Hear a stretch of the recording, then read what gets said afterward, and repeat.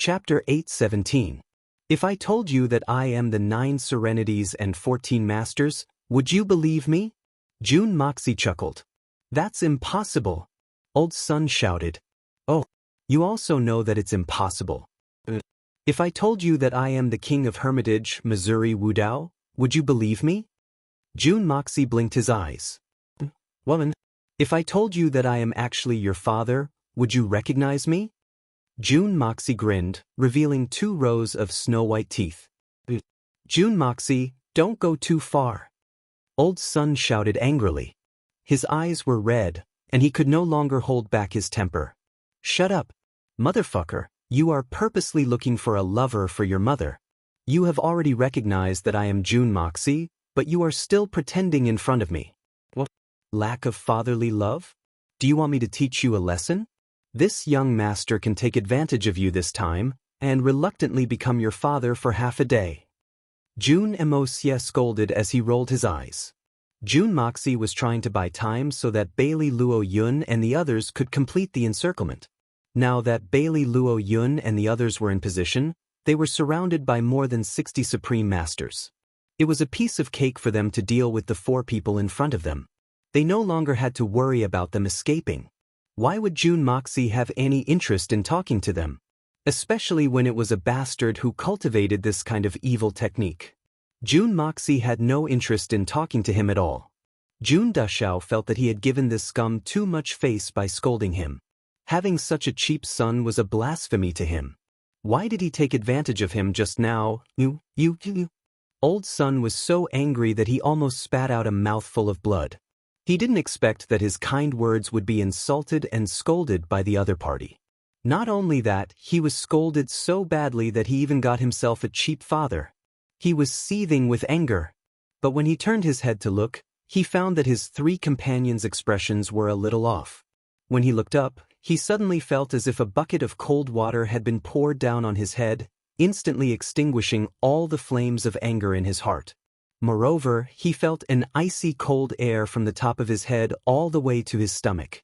Instantly, all 4 of them had the same expression and movement.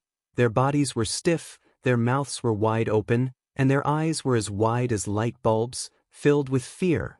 All around, there was a dense crowd of burly men. All of them were expressionless, but their eyes were shining with a bloodthirsty light. Step by step, they marched forward in an orderly manner. With every step he took, the ground would shake. With just a glance, the 4 of them were shocked to discover that among these people, their ages were not very old. They seemed to be in their 30s or 40s, but their strength was extremely strong. There were at most 10 people who were slightly weaker than them. Almost all of them were superior supreme experts. Every single one of these people carried a piercingly cold, murderous aura. Their eyes were cold and piercing, making one think of a pack of wolves in the cold winter night. In addition to their tall and sturdy physiques, they were extremely burly. When they pressed down in unison, it was as if a huge mountain had suddenly collapsed. Such a heavy atmosphere almost made it hard for them to breathe. Where did June Moxie find so many experts? And all of them are so young as well? It was obvious that the 4 of them had no time to think about this question. Their minds were filled with despair. With such a huge disparity in strength, the 4 of them had no chance of winning at all. The only way was to self-destruct. Drag them down with us. Perhaps this was the only way to cause some losses to the other party. But the most important thing was, they didn't want to die yet. The 4 of them almost cried at the same time. Take them all down. June Moxie waved his hand, and his body floated up like a white cloud, leaving the central circle. Roar. Following a loud roar, a burly man suddenly leaped up. His tower-like body descended from the sky, and a strong gust of wind came crashing down. There was only attack, no retreat.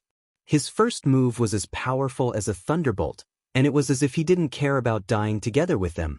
This burly man's attack was like an explosion. The 50 to 60 burly men were like hungry wolves who suddenly found a group of white and delicious lambs. They roared and rushed forward. The 4 of them cursed in their hearts. Oh my God, there are so many of you, but you still want to go all out against the 4 of us? Even if you want to bully people, You can't bully people like this. You don't even give us a chance to negotiate. Thinking of this, the four of them were completely depressed. Negotiating with that brat June Moxie was like getting scolded. Using your hot face to stick to the cold buttocks of others, it was completely unreasonable. Today's matter was destined to not end well. The four of them who were in a desperate situation made up their minds, and with a roar, they unsheathed their swords and punched and kicked forward. Bam! With a loud bang, a chaotic battle broke out. However, from the start of this chaotic battle, the few evil experts from Hermitage had suffered greatly. Not only were these burly men not weaker than them, they were also proficient in joint attacks. Their attacks, intentionally or unintentionally, were actually coordinated seamlessly. Once the two sides clashed, the four of them immediately fell into a state of confusion. As they defended with all their might, they couldn't help but suffer many punches and kicks. Instantly, blood splattered from their mouths and noses. June Moxie, fight me one-on-one if you're so capable. What's the use of numbers to bully the weak? Old Sun had just shouted out in panic when he suddenly screamed. A huge fist landed on his mouth. Instantly, all his teeth were broken, and his cheeks also burst open. The broken teeth actually flew out of his cheeks. Wang Wei Ran was the most cunning. Taking advantage of the chaos, he forcefully endured a few attacks, and suddenly pushed his two companions in front of him. Then he jumped up with lightning speed, and with a shake of his body, he climbed up the treetop of a nearby tree, wanting to escape. The two people who were pushed by him were already struggling left and right, getting beaten up everywhere. Their situation was extremely tragic. Now that they were pushed by him without any defense, they couldn't help but stagger a few steps. With a dang sound, their swords were knocked down, and then over a dozen fists greeted them at the same time. The two of them only had time to cry out in grief and indignation, "Wang Wei Ran, you're shameless!" before they were knocked unconscious. Wang Wei Ran, who had just climbed up the treetop, laughed coldly in his heart. Escaping was the most important thing right now. Why would he care about being shameless? He only had one life. Just as he was about to speed up and escape, his vision suddenly darkened. When he opened his eyes, he couldn't help but scream in shock, his hair standing on end. A handsome face was almost touching his own, and the tips of their noses were almost touching. They could almost smell each other's breath. Just as he was about to turn and escape, that person suddenly retched, and then scolded angrily, "You actually have freaking bad breath. It's going to kill me." He raised his hand, and with a series of crackling sounds, in the blink of an eye, he had actually slapped him dozens of times like a rainstorm. Wang Wei Ran's head shook rapidly in the air like a rattledrum. His long hair was like a young girl who had taken ecstasy, swinging left and right crazily, and as he swung, he spat out his broken teeth. After what felt like a long time, he finally fell to the ground with a blooming face and a pig-like head. With a bang, he smashed a big hole in the ground. Then, he felt as if the world was spinning in front of him, and the sky was filled with shining stars. He shook his head a dozen times before he finally regained consciousness. When he opened his eyes, a sharp sword was already at his neck, and his danton had also been kicked harshly by someone. Not far away, a clean-looking young man in white was retching, losing his composure. Why does this old fart's bad breath smell even worse than a fox's? This young master has really suffered. I'm really bloody unlucky. Who else could it be other than the great assassin Bailey Luo Yun? He had been secretly supervising the battle, keeping an eye out for any fish that slipped through the net. Seeing this fellow trying to escape without a care for his face, how could he let him go? Naturally, he followed him silently. Wang Wei ran in a hurry, but Bailey Luo Yun chased even faster. In just a short time, they had already bumped into each other. Before this, Jun Dashao would often appear out of nowhere and prank Dugu Xiaoyi and Han Yenmeng, scaring the two girls to the point of screaming loudly. Then, Bailey Luo Yun and the rest would hold their stomachs and laugh out loud. Bailey Luo Yun was just about to learn from Jun Moxie's usual trick of winking and greeting him with a cello. Who would have thought that the moment he opened his mouth, this fellow opposite him would scream as if he had seen a ghost? This scream wasn't a big deal, but the strong bad breath coming from Wang Wei Ran's mouth made Bailey Dashao, who had always loved cleanliness, suffer greatly. Bailey Dashao only felt an indescribably horrible stench assaulting his face. He wanted to cover his mouth and nose, but it was already too late. He could only feel the stench lingering in his mouth for 3 days. He probably wouldn't have any appetite for the next few days, and might not even taste meat for 3 months. Bailey Luo Yun really couldn't understand. Why didn't this happen to Jun Moxie when he did things like that? He occasionally played a prank, but he almost died from the stench? Could it be that people really couldn't be compared to each other? Was it a crime to imitate? Jun Moxie looked at Bailey Luo Yun's gloomy look and snickered in his heart. How could it be so easy to learn this young master's teasing skills? You should know that the ones who have been scared by this young master are either Guan Qing Han, Dugu Xiao Yi, or Han Yen Meng. Those 3 are all great beauties. Even if they scream in shock, their fragrant sandalwood mouths will still emit waves of intoxicating fragrance. Unlike you, who found an old man with a mouth full of yellow teeth to tease. This young master will be surprised if you don't die from the stench. Take your time to vomit. Perhaps you'll get used to it as you vomit. The 4 of them were carried over like sandbags and placed neatly in front of Jun Moxie. Jun Dashao coughed and placed his hands behind his back. He shouted in a dignified manner, "Enter the court." Chapter 8:18. After a round of torture, Jun Moxie very naturally obtained the information that he needed the most at the moment. Of course, this process was naturally very unpleasant for Wang Wei-ran and the other 3. Just by looking at the 4 of them with their eyes wide open, filled with fear and a look as if they would rather die than live, one could tell how horrifying this process was.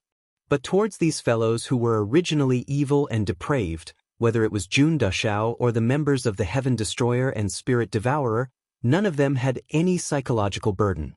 In fact, they even found it a little pleasing to the eye. After all, they had punished these 4 bastards so that they would no longer have the ability to harm others. Jun Moxie frowned slightly. He felt extremely worried about the information he obtained from the 4 of them. In the confessions of these 4 people, Mo Wudao had sent people to arrange no less than 200 mission targets for the Dongfang family to assassinate. And every single one of them was a hard nut to crack. Not to mention that some of the targets even had experts sent by the 3 Holy Lands hidden beside them. Among those 200 over targets, at least 20 to 30 of them had experts hidden beside them. Although it was less than 10%, this was already a rather terrifying number. If not for the 3 Holy Lands, it would definitely be difficult to send out so many experts. And in reality, the 3 Holy Lands even had the ability to arrange people to protect every single target. But to do so would be a little too obvious. Only with this arrangement, most of the missions would be successfully completed, and only 10% of the missions would fail. Only then would it not raise any suspicions. And as long as this was carried out slowly, not only would it exhaust the strength of the Dongfang family, it would also not allow the world to find any fault or criticize them. The reason was very simple. As an assassin, if he could not complete the mission and was killed instead, it could only mean that he was not strong enough. It was really a very normal thing. And who would know that there was actually the shadow of the 3 Holy Lands behind this? So no matter what, no matter which side died first, it would not affect the reputation of the 3 Holy Lands at all. As for those missions that had a high probability of success, they naturally had to pay for it. But it would definitely not be the 3 Holy Lands paying for it. Because there would be people who would pay for the 3 Holy Lands, and they would even scramble to fork out the money. Those who did not manage to get the chance to pay would even be filled with regret. Moreover, even if the Dongfang family received all the money, so what? His entire family was dead, so what was the point of having more money? In the end, the people from the 3 Holy Lands would hypocritically step forward to mediate and investigate the matter, claiming to uphold justice for the world and thoroughly investigate the massacre of the Dongfang family. Wouldn't that give them face? And at that time, the Dongfang family would have accumulated a considerable amount of wealth, which would ultimately fall into the pockets of the 3 Holy Lands, and the methods used to deal with the Sikong family and the Duanmu family were exactly the same as the methods used to deal with the Dongfang family. They were much weaker, so they did not need to spend much effort at all. Not to mention that they were already suppressed to the point where they could not even lift their heads. Jun Moxie could not help but shake his head and sigh. This Hermitage Palace Master Mo Wudao was really a genius who was good at scheming. If he followed his plan, not only would he be able to take revenge, he would also be able to sell a favor and vent his anger. Finally, he would gain both fame and fortune, and it would be a perfect ending. How could he be praised with just the word genius? Jun Moxie had always thought that Li Yuran was despicable enough, and her methods were not bad either. There was probably no one else in the world who could compare to her. Even he himself would not be her match if he only fought with his wits and wits. But looking at it now, there really was always someone better than you out there. This elusive world of Immortals Palace Lord really shouldn't be brothers with Mo Xiaoyao. This guy should be Li Yuran's twin, and he should be the elder brother. However, what made Jun Moxie feel troubled was that although these four fellows understood Mo Wudao's general plan, they did not know which targets had experts hidden around them. But this was not surprising. After all, there were too many people involved, and they did not care about this. It was reasonable that they did not have any impression, and Mo Wudao would not let them know too much. Jun Moxie could not help but feel anxious. He kept praying in his heart that the Dongfang family would not make their move now. If that was the case, and any losses were caused, it would be an irreparable regret, especially for his three uncles. They were the closest people to his mother and him. Jun Moxie stood up with a cold expression and said, "Set off at full speed to the Dongfang family." Bailey Luo Yun agreed and asked, "Then, these four people?" The moment he asked this, the four of them looked at him with pleading eyes. They were truly afraid of death. "Do you still need to ask? Are you still an assassin?" Jun Moxie scolded unhappily. With a flash of his white robe, he had already disappeared. His voice came from afar. "Quickly, don't waste time." Bailey Luo Yun hurriedly agreed and said calmly, "Kill them all. Quickly follow young master. Don't waste time." He said it calmly, as if he was describing a small matter of slaughtering chickens and pigs, as if the ones who were about to accept this fate were not four living people. The faces of Wang Wei ran and the others changed. Just as they were about to curse, no less than 10 swords had already pierced through their bodies. When Jun Moxie arrived, the Dongfang family was exceptionally calm and peaceful. After reporting his name, he quickly saw the third master, Dongfang Wendao, coming out personally to welcome him. There was obviously a hint of reproach in his expression. "Mo Xia, why did you really come? How can a child like you be so ignorant? The target of the 3 Holy Lands was originally only you. Now that you've appeared, you've given them a chance to exact revenge? If anything happens to you, what do you want us, as your uncles, to do? We are still secondary. Your grandmother, your mother, what do you want them to do?" Although his words were full of reproach, Jun Moxie's heart was filled with warmth. He forcefully suppressed the sudden surge of kinship in his heart. Jun Moxie smiled calmly. "Uncle, don't worry. Since I dared to come out, I naturally have absolute confidence. Otherwise, do you think your nephew is the kind of reckless person who roams around without any preparation?" "Confidence?" Dongfang Wendao snorted and said, "When I was your age, I felt that I was quite confident in jumping up to the sky and plucking the moon. Wasn't it just a little bit more? But can you really do it? You're so young, still wet behind the ears, and you're already boasting so shamelessly. How many storms have you been through? How many treacherous people have you seen? Do you know what is confidence and what is arrogance?" Jun Moxie admitted defeat. This third uncle of his was too direct. But at his age, he actually felt that he was quite confident in plucking the moon. This confidence was really too big, however. Dongfang third uncle's heart was filled with good intentions. This, Jun Moxie was very clear. Although Dongfang Wendao knew that Jun Moxie's current skills were not ordinary and had already far surpassed his uncle's, the storm this time could not be mentioned in the same breath as the previous one. In Blizzard Silver City, although the 3 Holy Lands were powerful, they were still within the scope of being able to contend with them. But now that the 3 Holy Lands had revealed their true strength, how could there be anyone in the mortal world who could resist them? In the eyes of the Dongfang family, no matter how fast Jun Moxie's growth was, or how outstanding his current strength was, how could he be a match for the 3 Holy Lands? At this time, Bailey Luo Yun and the rest had also arrived at the entrance of the manor. Dongfang Wendao sighed in disappointment and said helplessly, "Since you're here, you can play for 2 days first. Then, the 3 of us will personally escort you back to Tian Fa." AI, youngsters really don't know how high the heavens are and how deep the earth is. When he said the last sentence, his eyes suddenly widened and he looked at the 60 to 70 people behind Jun Moxie in shock. He suddenly sucked in a breath of cold air and swallowed a few mouthfuls of saliva. He said with difficulty, "You? Where did you get so many experts from? Why do they all look so familiar? It's you guys? How did your strength increase so quickly?" With Dongfang third uncle's eyesight, he could naturally see that the 60 to 70 strong men in front of him were not any weaker than him. And these people were not Shen beasts at all. They were people he knew. This was not strange. Many of the Heaven Destroyer and Spirit Devourer members were people that Dongfang third uncle had seen before.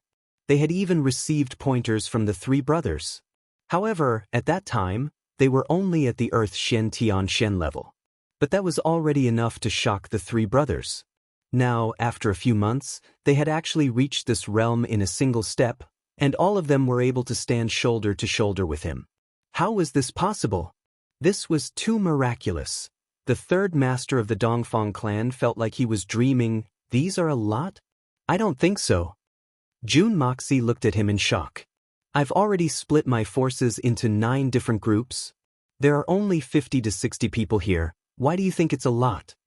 Besides, the speed at which these fellows improve is really not praiseworthy. It's too slow. Even I can't stand it. Why do you say it's fast? Uncle, you can't be so sarcastic. Jun Dashao asked in shock. What? Split my forces into 9 groups?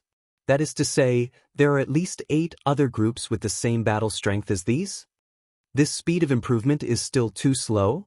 Dongfang Wendao was completely speechless. What this nephew said, was it still human? In a few months, everyone had risen 7 to 8 levels, too slow. And he said that I was being sarcastic? What kind of person was this? How could he let others live? Dongfang Wendao covered his forehead with his hand. His body swayed a couple of times as he groaned. He then shook his head as if he was dreaming. Then, he said as if he was sleep-talking, "Follow me." Chapter 8:19. As soon as they entered the courtyard, they saw the meeting hall of the Dongfang family. Dongfang Wendao slapped his forehead, turned around and said, "Oh right? You better be careful of your first uncle. Don't look at how much you've improved. Your first uncle will still mess with you. In short, you're doomed this time." After saying that, the corner of his mouth twitched, forming a strange smile. What happened to first uncle? Jun Mo-sia had too many things to deal with recently. So, he had long forgotten about that prank. So, he was genuinely surprised by this question. You're asking what happened? Don't you know what you've done? Dongfang Wendao suddenly laughed in a strange manner. His wide mouth was so wide that it almost reached the back of his ears. He was overjoyed as he said, 1 2 3 4, 2 2 3 4, change the position, again, wahaha. Jun Moxie was choked by his 3rd uncle's weird movements. He suddenly remembered the masterpiece and didn't know whether to laugh or cry. I have to say, you're really too mischievous. Pa, you forced your first uncle? Haha, such a serious person, to stand and change positions every night. It's so hard. He even fucking floated in the air. Ha. Dongfang Wendao had been trying his best to control himself. But when he thought about this, he couldn't help but want to laugh. The more he laughed, the funnier it became. In the end, he held his stomach and squatted on the ground, rubbing his tears. Jun Moxie laughed for a while. Suddenly, he was dumbfounded. Now that he thought about it, he seemed to have buried a bomb here. It seemed that his first uncle had already come back to his senses and wanted to teach him a lesson. What should he do? Bailey Luo Yun and the others obviously didn't know what the uncle and nephew were laughing about. They looked at them eagerly, their faces full of gossip. Right at this moment, an explosive shout suddenly resounded, "Third brother!" What nonsense are you talking about? The accent was heavy. It was obvious that he was very angry. Following the loud shout, a burly figure appeared in front of everyone. The newcomer had an extraordinary appearance, with 3 strands of long beard fluttering in front of his chest, a square face, red phoenix eyes, reclining silkworm eyebrows, a straight nose, and a square mouth. He was full of majesty. It was Jun Dashao's eldest uncle, Dongfang Wenqing. Dongfang Master had arrived. However, Dongfang Old Master's originally fair face was now maroon. His eyes were spitting fire, and he was panting heavily. The more one looked at him, the more he resembled Guanfuzi, Jun Moxie.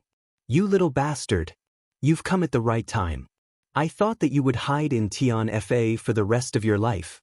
If you don't come, I will personally go to the Tian Fa forest to find you. Now that you, little bastard, have delivered yourself to my doorstep, you've saved this old man the trouble of a long and arduous journey. If I don't properly teach a bastard like you a lesson today, then wouldn't I go against the laws of the world?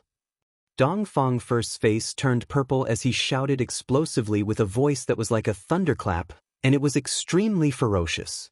Following this thunderous roar, Uncle Dongfang strode forward, stretched out his fan-like hand, and grabbed at Jun Moxie's chest. Bailey Luo Yun and Lung Ao looked at each other. Was this the legendary meeting between uncle and nephew? Why was the process so strange?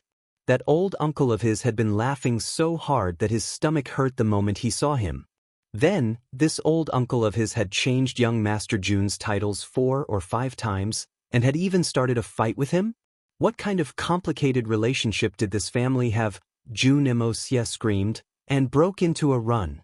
How could he dare to be caught by Dongfang Wenqing in such a situation? This was his biological uncle.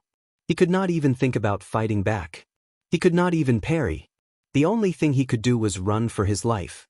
If he was really caught, how could he run away after being tortured? Grandma, save me ah. Uncle is going to kill someone, save me ah. Young Master Jun slipped away from Dongfang Wenqing's armpit like a wisp of smoke. He screamed miserably the entire way, as if he had already been abused to the point of no return. You lawless little bastard, how dare you run? Stop right there. Uncle Dongfang was so angry that his lungs were about to explode. He chased after him with big strides. In an instant, the nephew and uncle chased from the courtyard to the hall, and then out of the empty hall. Jun Moxie shouted for help all the way. His voice was so loud that it was deafening. The whole Dongfang family was in chaos. Countless people craned their necks to see what was going on. Seeing that the situation was not good, Jun Dashao immediately fled to the inner courtyard in search of help. Uncle Dongfang gritted his teeth and chased after him closely. He looked determined to chase him to the end. As the saying went, if you go to heaven, I'll chase you to the Lingxiao Hall. If you go to sea, I'll chase you to the Crystal Palace. If you go underground, I'll chase you to the Mansion of Hell. If you go west, I'll chase you to the Grand Hall. In short, no matter where he went, he had to vent his anger. Uncle Dongfang had never been so humiliated in his life. But for many years he had no descendants, which really made him anxious. How could he let go of a glimmer of hope that he had finally grasped? There were 3 ways to be unfilial, and having no descendants was the worst. Therefore, after getting Jun Moxie's secret method of bearing children, Uncle Dongfang basically followed it meticulously. Every move he made was carried out strictly according to Jun Moxie's secret method. He did not dare to be negligent. After a lot of hard work, the results were undoubtedly remarkable. A few months later, he saw several of his wives and concubines with bulging bellies. Needless to say, Uncle Dongfang was very satisfied and happy. At that time, if he had met his good nephew, Jun Moxie, he would probably have knelt down and kowtowed to him. Why would he care about seniority? It was the grace of saving a man's dignity. But ever since he unintentionally found out the truth from a conversation with Dongfang Wenjian, Dongfang First Master finally understood that the medicine that Jun Moxie had given him had already cured all his ailments. There was no need for him to use any incantations or postures to get pregnant. In other words, not only had he been saved by his nephew, He had also been toyed with mercilessly. Unfortunately, this scandal was known by his second brother. What was even more unacceptable was that his second brother was a blabbermouth. So, first, his third brother found out, and then, for a period of time, Uncle Dongfang could hear laughter no matter where he went. This made him suffer from a new problem. He was allergic to laughter. As long as he heard laughter, he would fly into a rage without asking why. However, who didn't have some happy and funny things in life? For example, if someone accidentally farted in public, it could even cause a burst of laughter. Not to mention that there were too many similar things like this. Nowadays, Uncle Dongfang was about to go crazy. Whenever he heard laughter, he would think it was directed at him. At this moment, seeing the culprit suddenly appear, Dongfang Wenqing was furious. She would not let it go no matter what. She would never let it go. She would never let it go. Ahem. What's the matter? What's the matter? Is there a rebellion? In the chase, a dignified cough sounded. The old lady of Dongfang came out of the inner courtyard calmly. Just then he saw the entire courtyard in chaos. The second master of Dongfang Wenjian hid behind and covered his mouth. He was already on the verge of convulsions. The big savior finally arrived. Jun Moxie felt as if he had been granted amnesty. He quickly hid behind the old lady, looking aggrieved. "Grandma, Uncle is crazy. He wants to kill me as soon as I come. What's going on? Tell me." The old lady of Dongfang rolled her eyes helplessly. "Who would kill you for no reason? Isn't it all because of you? Do you really think I'm a fool?" However, the old man's cultivation was very experienced. His face was full of astonishment as he scolded Dongfang Wenqing. "Stop. You two are making a scene. What a disgrace. Look at what the two of you, one big and one small, have done to the courtyard. Even if the younger one is playful, are you addicted to playing? What's going on? Tell me the cause and effect." There was no doubt that the old lady would side with her grandson when her nephew and uncle were fighting. However, this seemingly fair question almost caused Dongfang First Master to faint from anger. "Tell me the cause and effect? This matter, is it something that can be said?" Suddenly, his face turned purple. He pointed at Jun Moxie with trembling fingers. "Little bastard." "Just wait," Jun Emosia cried out in an aggrieved manner. "Uncle, you can't talk about this if you don't talk about it. Grandma is right. Even if I did something wrong, you can say it and everyone can judge it. If I really did something wrong, then I'll let you beat me up to vent your anger. But you didn't say anything, and you just beat me up. I feel wronged. I've just arrived at my home from thousands of miles away, and I haven't even had a drink of hot water, and I've already been beaten up. Who can bear this? Nephew, what did you do wrong? You can tell me." At this moment, looking at the expression on Jun Dushao's face, it was definitely comparable to the eternal grievance of flying snow in June. A heartbreaking song. Where can I find a bosom friend in the world? Dongfang First Master's eyes widened so much that they almost popped out of their sockets. He was so angry that he could only snort, but he couldn't say a single word. He was definitely going to suffer this loss today. Ha! At the gate of the courtyard, the third master, Dongfang Wendao, who was already sitting on the ground laughing, suddenly burst into laughter. He laughed so hard that he lay on the ground with snot and tears streaming down his face. He kept hitting the ground with his big fist, and his whole body convulsed and trembled violently. In the end, he was out of breath. Dongfang Wenqing finally had a place to vent. He shouted, "Third brother, why are you laughing like a fool over there? Don't you have any decency?" As he spoke, he rushed forward. Chapter 8:20. Are you done? This time, I let your third uncle bear it for you. Isn't it satisfying? The old madam rolled her eyes at Jun Emosia. Then she couldn't help but laugh. "You little fellow, you're getting more and more scheming. I really have to be on tenterhooks when dealing with you. You even dare to plot against your uncle? Aren't you a little too bold?" Jun Moxie laughed dryly and said, "It's all Uncle's fault. Actually, it was just a moment of carelessness. It was just a coincidence." It was purely a coincidence. Was that chant also a coincidence? The old lady glared at him.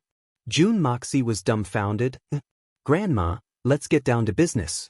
I heard that my family was in danger, so I didn't stop to rest. I traveled day and night, and I didn't sleep or rest to rush over. So, I'm really tired. June Moxie tried to find a topic to talk about. Danger? There is indeed. But, you shouldn't have come back. The old lady snorted calmly and stepped forward. This is just a small disturbance. We can still deal with it with our own strength. It seems that Grandma already has a plan to deal with the 3 Holy Lands attack this time? June Moxie asked cautiously. He could see that in the whole family, the one with the strongest self-esteem and the most protective was this old lady in front of him. The 3 Holy Lands are undoubtedly powerful, but our Dongfang family is not to be trifled with. If the assassin family doesn't kill or die, how can it be called a family of the martial world? The old lady snorted and said, "You don't have to worry so much. We'll deal with it when it comes. That's all. You accompany Grandma for a few days and then quickly go back. The matters here don't need you. The Dongfang family has the ability to deal with it. Of course, with Grandma's divine power, it's just a matter of time to sweep the world." Who didn't know that Grandma used to roam the Jianghu alone with a sword, and her name shook the world, moving unhindered across the 4 seas. She was really a beautiful woman, and a woman was more outstanding than a man. The sword looked down on the world, making all the bearded men in the world feel ashamed. There was a poem that went like this: millions of people were helpless, and not a single one was a man. A generation of beauties will laugh at the world. This, her prestige has shaken the world since ancient times, incomparably unparalleled. June Moxie flattered without any regard for money. He was very familiar with it. All right, your grandfather June Jean Tian may like your flattery, but your grandmother won't fall for it. The old lady's face was even more rosy, and her eyes were gentle as she spoke contentedly. His footsteps were sonorous and filled with a murderous aura. Exactly. To be honest, this is what I admire the most about Grandma. Who in this world doesn't like being flattered? Everyone forgot their own surname after being praised by others. All the people in high positions had this problem. But Grandma, you are unique, and your eyes are like a torch. You are untainted from the mud, clear from the ripples, calm and wise, and wisdom as vast as the sea. You never accept flattery from others. You can't be compared to those people. How am I flattering you? I'm just speaking the truth, and all of them are the truth. June Moxie continued to flatter, and continued to speak the truth. That makes sense. It was true that humans could not accept too many compliments. One needs to be rational, and have at least the ability to judge. This is what people in high positions need to do, and only then can they make the right decisions. You like to speak the truth, and not be hypocritical. I like this very much. Speaking the truth, doing honest things, you won't lose out anywhere. The old lady squinted her eyes and smiled contentedly. Her face revealed a faint radiance, as if she was the only one who was clear when the world was dirty, and the only one who was sober when everyone was drunk. Dongfang Wenjian, who was behind her, revealed an expression that he couldn't bear to watch. He raised his eyes to the sky, and his Adam's apple bobbed up and down. How could this be considered honest? Oh my God! But he could only mutter these words in his heart. If he really said it out loud, his entire body would be very uncomfortable. That's right, for example, the 3 Holy Lands this time, provoking Grandma is definitely their bad luck for 8 lifetimes. On my way here, I even met 4 experts from the elusive world of immortals. They actually came up with a so-called evil plan. It's like showing off in front of an expert. June Moxie's eyes moved quickly, and he pulled the topic back. They actually want to do this. Actually, I also know that it's completely useless. Under Grandma's astute and deep foresight, those so-called evil plans are simply a joke. Once they really meet, it will be like pouring hot soup on snow, blowing away dust with a flip of a palm, crushing down on them like Mount Tai, and using a rocket launcher to kill a mosquito. After explaining the 3 Holy Lands' evil plan with great difficulty, June Moxie was so tired that his whole body was covered in cold sweat. When he said the last sentence, he actually spilled the beans. But the old lady's expression was already solemn, and she did not pay attention to what June Moxie said at the end. June Moxie was trying his best to make her happy, and the old lady could naturally see this.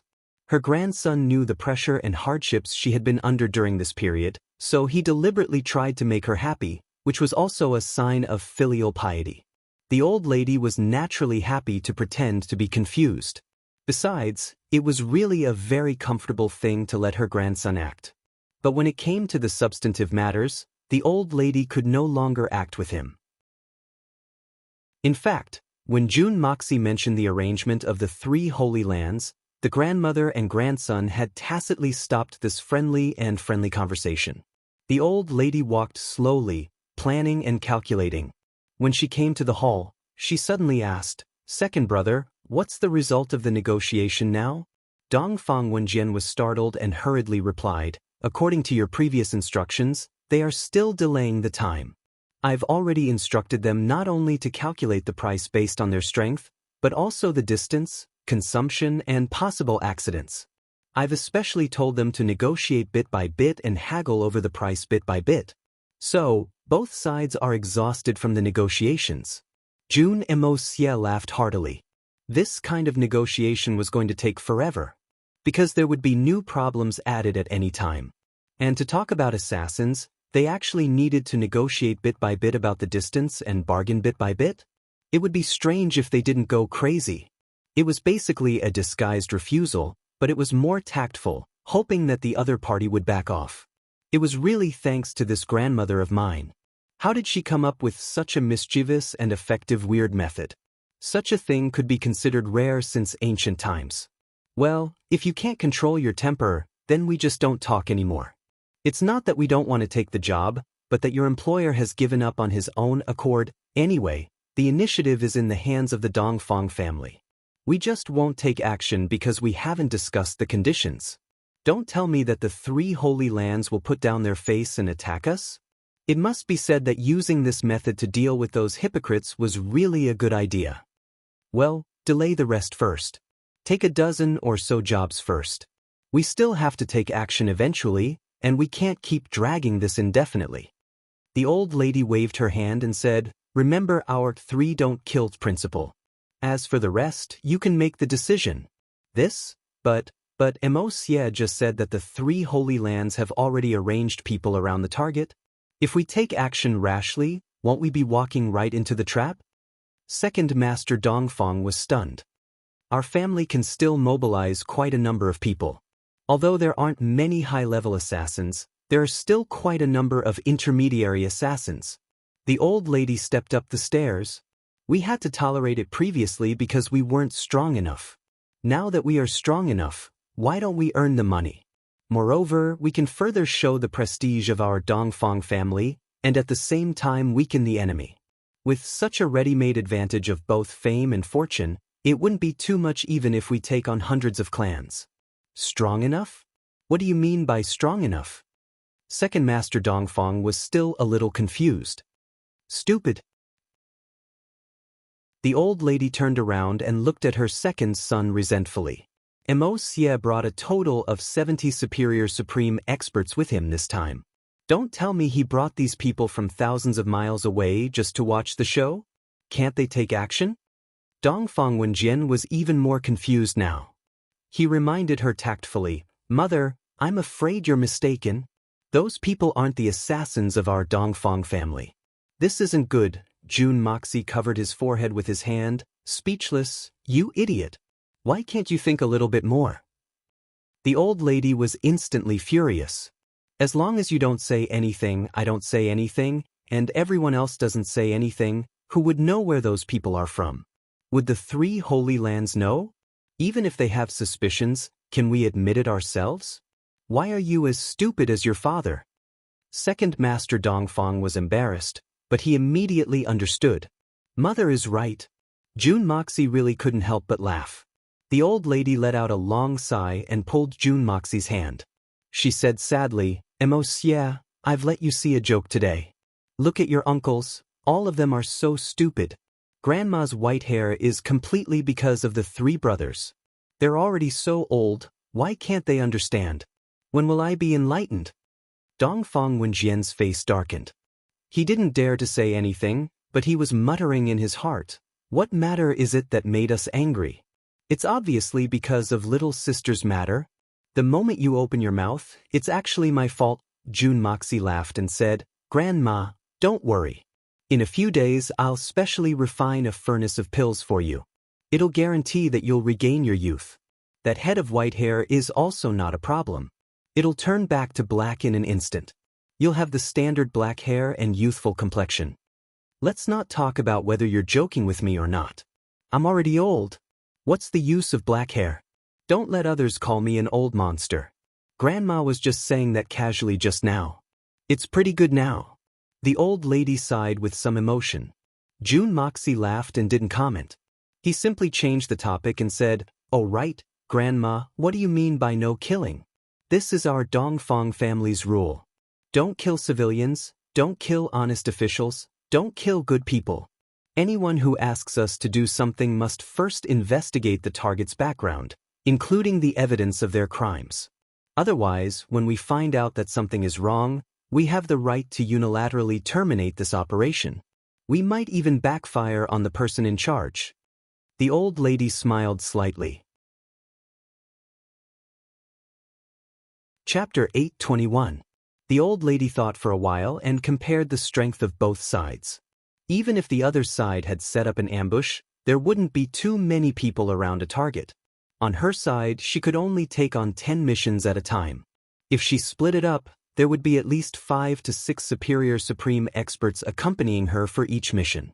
This force was enough. The old lady confirmed once again that there were no mistakes before smiling kindly. Since that's the case, you can just pick a team to go out and play with. However, you have to pay attention to your safety. If you fall or bump into something, I won't agree to it. June Moxie agreed repeatedly, but a trace of joy flashed in his eyes. He didn't expect that the blood debt this time would actually start from being a guest assassin, a killer. Wasn't this the life that he had always dreamed of?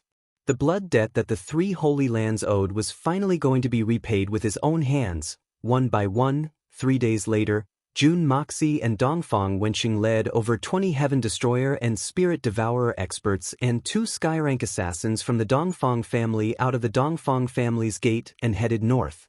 There were a total of 5 targets along the way. For this mission, they took on a total of 15 missions.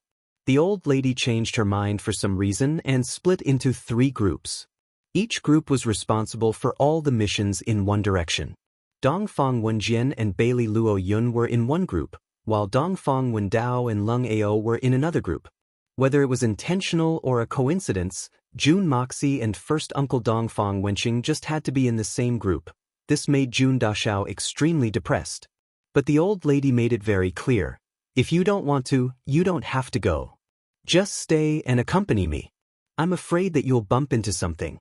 How could June Moxie dare to say that he was unwilling? He knew very well that the old lady was actually hoping that he wouldn't go out. No matter how strong June Emosia had become, he was still a grandson in the old lady's eyes that she needed to take care of and protect. This was something that could not be changed even after 30, 50, or even 100 years had passed. Even until the end of time. Therefore, although June Moxie was reluctant, he had no choice but to agree and walk with Uncle Dongfeng. The horses galloped all the way north. The 2 targets along the way didn't even require June Moxie and Dongfang Wenqing to take action. They just sent out 2 members of the Heaven Destroyer team and 2 Heaven Grade assassins from the Dongfang family, and they were easily taken care of. The nephew and uncle duo hid at the side to observe the situation while waiting for the expert guarding the target. In the end, they ate the cold wind for half the night and waited for nothing. It seemed that these 2 targets were not protected by the experts sent by the 3 Holy Lands. Now, the group was on their way to their 3rd destination. Less than 100 miles ahead is the location of the 3rd target. And this target is also the most difficult one to deal with among the 15 assassination targets we accepted previously. Dongfang Wenqing rode on the horse and pointed with her horsewhip. Her expression was slightly solemn. Oh, I'm really interested to know what kind of person this is. Even you, uncle, find it difficult to deal with? Is it one of those hidden experts? At this moment, Jun Moxie was riding on the horse, but his appearance had changed greatly. His face was dark, and one of his eyes was big while the other was small. His mouth was slightly crooked, and he was picking his nose with his finger.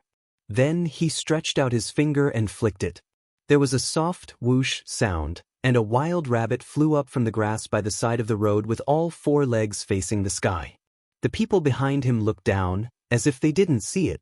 Normally, this would be a delicious meal, but this wild rabbit was beaten to death by Jun Dashao with his snot. This made them feel disgusted, although that thing might not be able to penetrate into the flesh, but there should be some psychological barrier. This target is not difficult to deal with, but extremely difficult to deal with.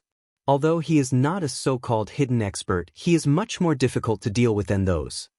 Dongfang Wenqing looked at her precious nephew in annoyance.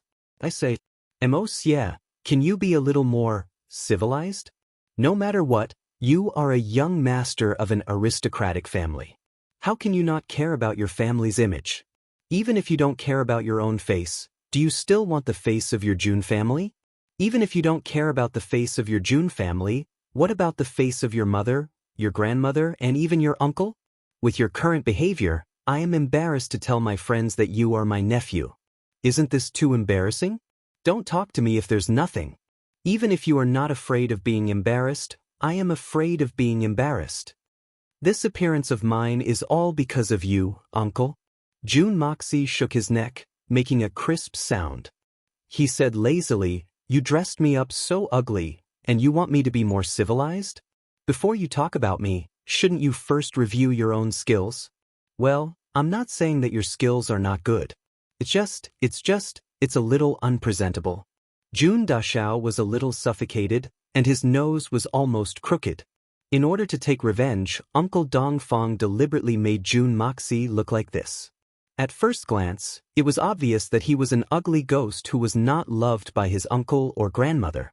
This made Jun Dashao, who had always felt very good about himself, a little unhappy. Now, he was ridiculed with such extreme sarcasm. It would be strange if he was not angry. However, the person in front of him was his uncle, and there was a previous grudge. He did not dare to talk back or fight back, so he could only put up a tough front. He even had to pretend that he could say whatever he wanted and that he did not mind at all. He did not mind at all. However, Dongfang Wenqing was even more sullen. Along the way, he had used all of his treasures in order to teach his nephew a lesson. He had ridiculed and reprimanded him 1,000 times in order to vent the resentment in his heart. However, his nephew had acted as if he was a dead pig that wasn't afraid of boiling water. No matter how furious the storm was, he wouldn't budge. Uncle Dongfang cursed until his mouth was dry several times, but Jun Moxie was indifferent. Because Jun Dashao knew that he would definitely be attacked by Uncle Dongfang's vengeful saliva on this trip, he directly turned off his hearing. No matter how Uncle Dongfang scolded vehemently, or how his saliva splashed everywhere, or how the earth flowed with golden lotuses, Jun Moxie could not hear any of it. Not only could he not hear it, but he could also only see Uncle Dongfang's mouth open and close silently under his beard, spitting out saliva. He had an inexplicable sense of joy, and sometimes he could not help laughing out loud. But this was something Dongfang Wenqing did not know. So the more he scolded, the weaker he felt. After scolding for 2 days in a row, he simply stopped scolding. Towards this nephew of his, Dongfang First Master was truly powerless. Thus, he switched to another method of revenge. Aren't you handsome with the appearance of a pretty boy? Then I'll turn you into an ugly monster. Let's see if you can stand it. Who would have thought that Jun Moxie would be completely unfazed by this new appearance? Not only that, but his behavior immediately conformed to this appearance. Before the disguise, Jun Dashao had the demeanor of a handsome young man. But after the disguise, Jun Dashao's every word and action had completely changed. He was like the ugly face of a local ruffian. This adaptability made even Dongfang Wenqing feel ashamed of his own inferiority. In fact, he even suspected that this might be the true nature of this guy, picking nostrils and flicking snot. These were just child's play. At night, When he sat in Uncle Dongfang's room, he took off his shoes and began to pick his feet. After that, he grabbed 2 handfuls of fruits on the table in Uncle Dongfang's room, but he didn't eat them. Finally, he wiped his hands on the bedding and went back to sleep with his shoes on. Before leaving the room, he always coughed, so a mouthful of thick phlegm flew out. Then, he pressed one of his nostrils with a finger. With a hum, some dark yellowish-brown stuff flew out of the other nostril like an arrow. It hit the ground far away and made a very clear sound. So, Uncle Dongfang had a tragic night. He wanted to drink water, but the water bag and cup had been touched by the dirty hand that had picked his feet. How could he dare to drink? Want to eat something? Of course not. I can sleep if I don't eat or drink, right? But the bedding had been touched by this guy. How could he sleep? This angered the Dongfang first master to the point that he was flabbergasted. He was on the verge of going crazy, but there was nothing he could do. Later, he closed the door early and went to bed at night. He would not let this guy in no matter what, but when he woke up, he would see his nephew scratching his feet in an evil manner. While scratching his feet, he wore that ugly face that couldn't be any uglier and said, "Uncle? Are you awake? Look at my feet. The skin is peeling. Alas, it's all dead skin. Human metabolism is really fast, especially for young people like me. It's good to be young." With Jun Dashao's magical power of earth meld, no door could stop him. Seeing such a shocking scene in front of him, Uncle Dongfang immediately felt his stomach churning. He had a strong urge to vomit. Who would want to see an ugly guy picking his feet as soon as he opened his eyes in the morning? Furthermore, those feet were so close to him that he could feel the warmth of them. It had only been 3 days. Uncle Dongfang, who had a strong mentality, could not help but beg for mercy. So this kind of days finally came to an end. In front of us is the famous metropolis of the mainland, Chrysanthemum City. And our target is the #1 aristocratic family in Chrysanthemum City, the Qin family. Dongfang Wenqing resisted the urge to look at his nephew's vile conduct. He looked straight ahead and said expressionlessly, "Chrysanthemum City?" When Jun Moxie heard these 3 words, he suddenly felt his chrysanthemum clench. He could not help but widen his eyes. This name is quite nice. Nice name? So what if it's nice?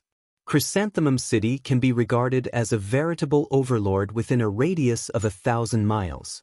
Dongfang Wenqing snorted and said, "The chrysanthemums bloom in Chrysanthemum City, and when they bloom, the flowers form a sea. With the Qin family in the Chrysanthemum Sea, the chrysanthemums will never die." He sighed and said, "Chrysanthemum Qin is very difficult to deal with." Chapter 8:22. Is it really that funny? Is there a need to be like this? Dongfang Wenqing was stunned. He couldn't understand why his nephew was laughing at such an inexplicable manner. Chrysanthemum Qin, what a good name. Are their chrysanthemums very heavy? I wonder where the chrysanthemum door opens. Is it very big or very small? Jun Moxie swayed back and forth, almost falling off his horse. What are you laughing at? Uncle Dongfang was enraged. Facing such a strong enemy, you don't even think of a countermeasure and still have the energy to laugh. What are you laughing at? Strong enemy? Jun Moxie's mouth was crooked and his eyes were slanted. He finally stopped laughing, but his shoulders were still twitching. He said fiercely, "These useless scums are strong enemies? They're known as the chrysanthemum hard to destroy, right? Uncle, just watch quietly. Watch your nephew make the entire Chrysanthemum Qin family sing a chrysanthemum hard to destroy. This chrysanthemum is not easy to destroy. This chrysanthemum's foundation is quite strong." Dongfang Wenqing had no idea what her nephew was talking about. She couldn't understand the double entendre. She could only compare the strength of both sides with a realistic attitude. Rubbing her chin, she said, "Our target this time is the head of the Qin family, Cloud Chasing Hand, Qin Qing Tian. Wanting to kill Qin Qing Tian under the protection of countless experts, the difficulty is extremely high." Uncle Dongfang took out a scroll and passed it to Jun Moxie. This is the detailed information on the Qin family. Kill the head of the current super family? Uncle, How did the higher-ups of the Dongfang family agree to such an absurd decision? Jun Moxie looked through the scroll carefully and stopped laughing. He asked in puzzlement. At the same time, a strong suspicion arose in his heart. If he put aside the new powerful force on his side and only judged by the current situation of the Dongfang family, it was very unrealistic to accept this target. According to the intelligence, although the Qin family was only a secular family, in terms of strength, it could definitely be considered as a super family. Its strength was definitely not inferior to that of the Dongfang family. In fact, it was even superior in many aspects. Moreover, this was just the information on the surface. No one knew what was going on in the dark. For the Dongfang family to reappear in Jianghu after many years of silence, accepting this target could be said to be rather unwise. The reason is because of you. Dongfang Wenqing looked at her nephew dotingly. Although the two of them had been fighting for the past few days, Uncle Dongfang was quite satisfied with his nephew. On me? What do you mean? Jun Moxie raised his head in puzzlement. About 1,000 years ago, the Qin family was founded by an ancestor. But at that time, the newly founded Qin family was at most a very small family. Although it developed to a certain extent, its strength was still lingering in the ranks of the third-rate families. It did not make much of a difference. But 500 years ago, the Qin family unexpectedly produced an amazing legendary figure. Since then, the Qin family has stood tall and strong. Until now, it is still able to dominate a region. That legendary figure who single-handedly made the Qin family flourish, I believe you are not unfamiliar with him. That person is the Wind and Cloud Hand, Qin Chong. After that Qin Chong made his debut, within a few months, his name spread throughout the entire Xian continent. Then, he rushed all the way to the pinnacle of Xianqi and became a supreme martial artist before the age of 50. His fame was so great that it could be said that he was unparalleled. At that time, the name of the Wind and Cloud martial artist was a living legend. Then, this person joined the three holy lands and became the Wind and Cloud martial artist, the Wind and Cloud martial artist. But now, it is said that the Wind and Cloud Hand, Qin Chong, this Qin family legend that has lasted for hundreds of years has fallen in the hands of your master. Jun Moxie let out a long sigh. So that's how it is. He had more or less understood what was going on. The unexpected death of the saint-level Qin Chong is undoubtedly a great loss for the hermitage. But for the Qin family, the backing that they had been relying on is gone. It is like the sky has collapsed. A mocking smile appeared on Dongfang Wenqing's lips. After confirming the news of Qin Chong's death, the Jun family retreated to Tianfa. The Qin family swore to take revenge, but they could not find their target. Besides, how could a worldly family like them provoke an expert that even Qin Chong could not defeat? But at this time, the Dongfang family that is closely related to you officially announced their return to the world. The Qin family naturally targeted us to vent their anger. They even announced that they will not rest until one of us is dead. Jun Moxie shook his head slightly. A strange feeling of not knowing whether to laugh or cry rose in his heart. From the looks of it, no matter what, there must be a cause and effect. Even if they could not find the culprit, as long as they had the intention to take revenge, they would be able to find a corresponding target no matter what. No matter how shallow the relationship between the target and the original target was, or how laughable the reason was, or even if it was completely illogical, it would always become an excuse for some people to do things. In this world, the so-called excuse was so easy to come by. Because of these excuses, killing and robbing became a legitimate method.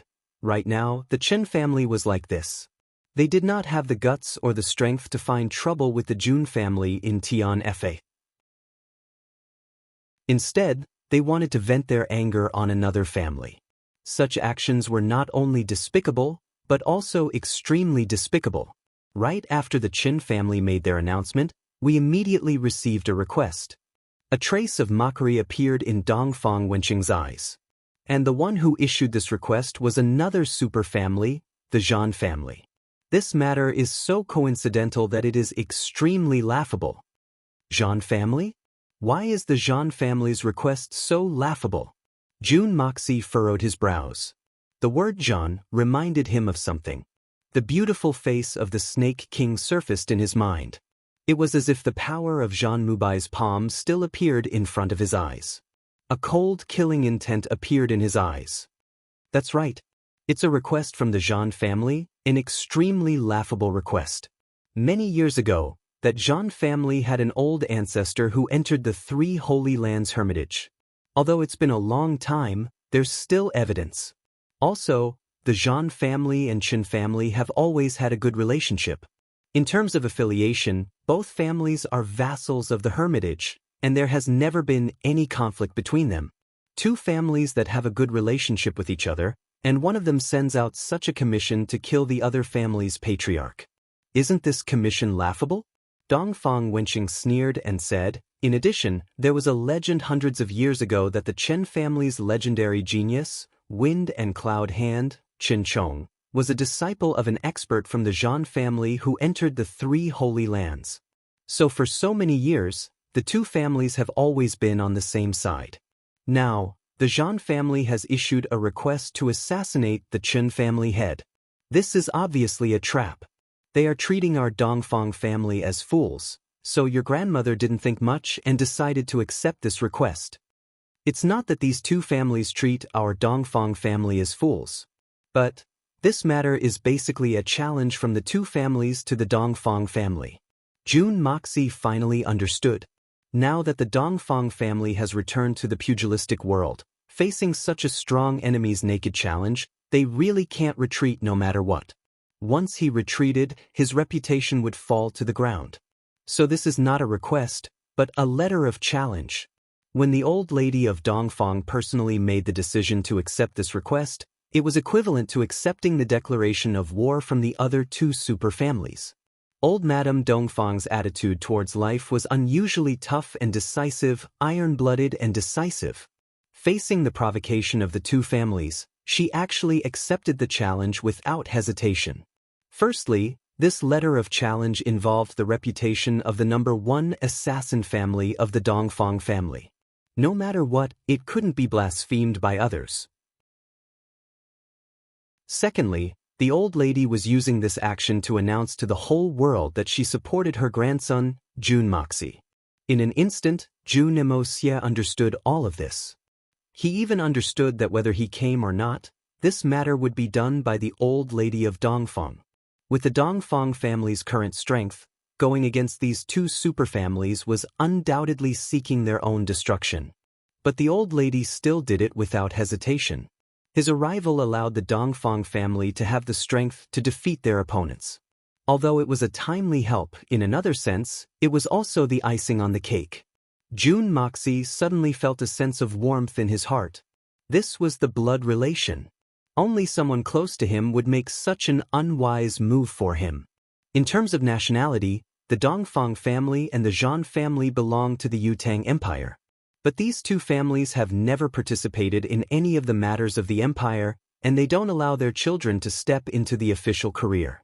But these two families have many branches and leaves, and outstanding children are endless.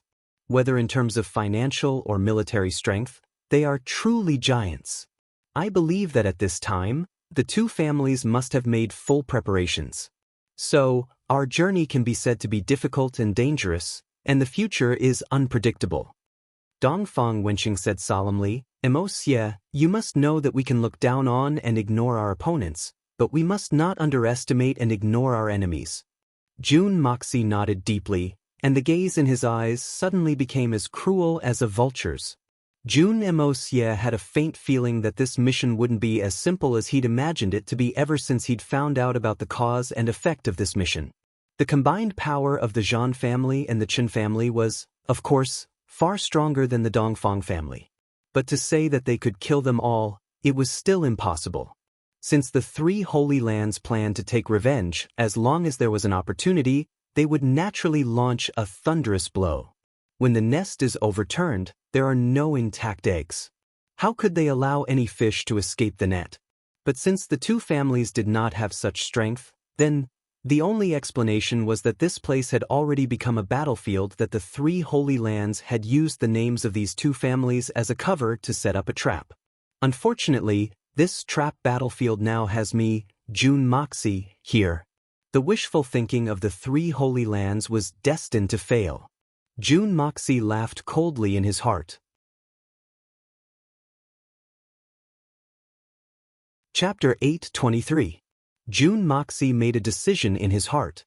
If this place is an invisible battlefield created by the three holy lands, then I'll make good use of it. First, I'll collect some interest for the blood debt. And this interest will definitely be paid with fresh blood. The sound of hoofbeats could be heard as Jun Moxie's group of 24 people slowly entered Chrysanthemum City. Chrysanthemum City, Chen family. In the main hall, the head of the Chen family, cloud-chasing hand Chen Tian, sat at the head seat with a solemn expression. On both sides of him, there were two white-robed old men. Their eyes were closed as they sat at the side, not moving or speaking, as though they were two statues. Below, there were 2 rows of seats neatly arranged. There were a total of 40 to 50 chairs, all of which were filled with people. No one made a single sound. On everyone's faces, there was a solemn expression as though a storm was brewing, as well as a hint of battle intent. Suddenly, the sound of hooves rang out as a horse approached from afar, only stopping abruptly when it reached the courtyard. Then, a series of hurried footsteps could be heard. The 2 white-robed old men in the main hall suddenly opened their eyes at the same time, shooting out a dazzling light. "They're here." Everyone in the main hall perked up as these 2 words appeared in their hearts. Reporting to family head, people from the Dongfang family have already entered Chrysanthemum City. A green-robed man walked into the main hall and knelt down to report. Chen Tian nodded lightly and asked in a low voice, "Oh, poor they. How many people are there in this group?" The green-robed man replied, "The leader of this group is the number 1 big shot of the Dongfang family, Dongfang Wenqing. There are a total of 23 people in the group. Among them, there are 2 sky-grade assassins from the Dongfang family, and 1 is said to be a descendant of the Dongfang family. Other than that, there are another 20 followers.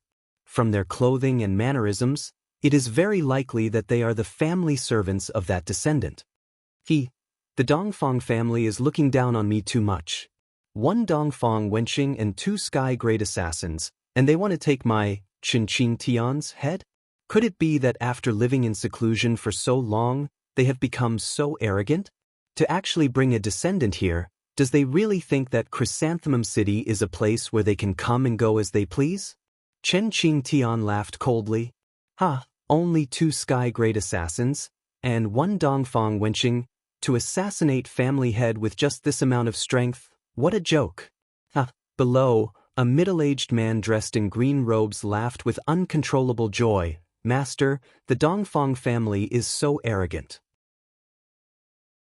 This protector suggests that we give them a good taste of suffering, humiliate them to their heart's content, and then execute them with a death of 1,000 cuts.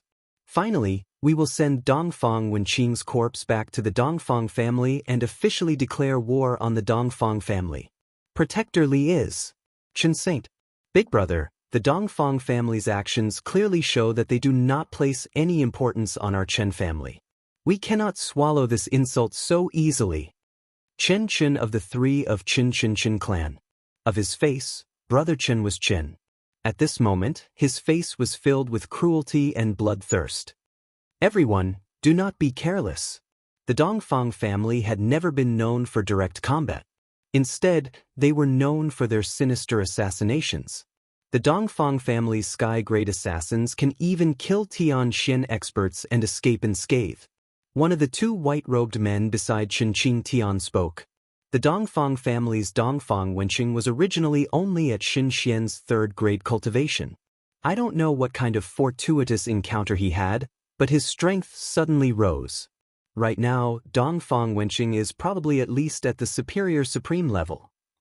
He slowly raised his head, and his cold, lightning-like eyes scanned the hall. He continued in a gloomy voice, "If you underestimate him, you will suffer greatly." Chen Tian's expression turned solemn. Elder Feng is right.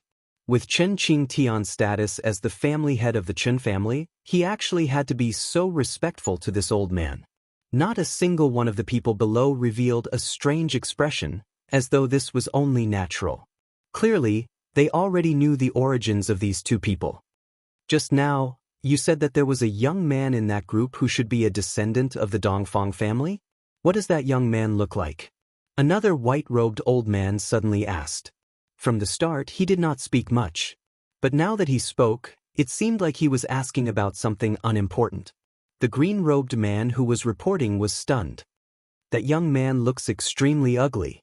His face is completely black, his mouth is slightly crooked, and his eyes are one big and one small. His actions are vulgar, and he looks like a hoodlum. He definitely doesn't look like a descendant of a big family.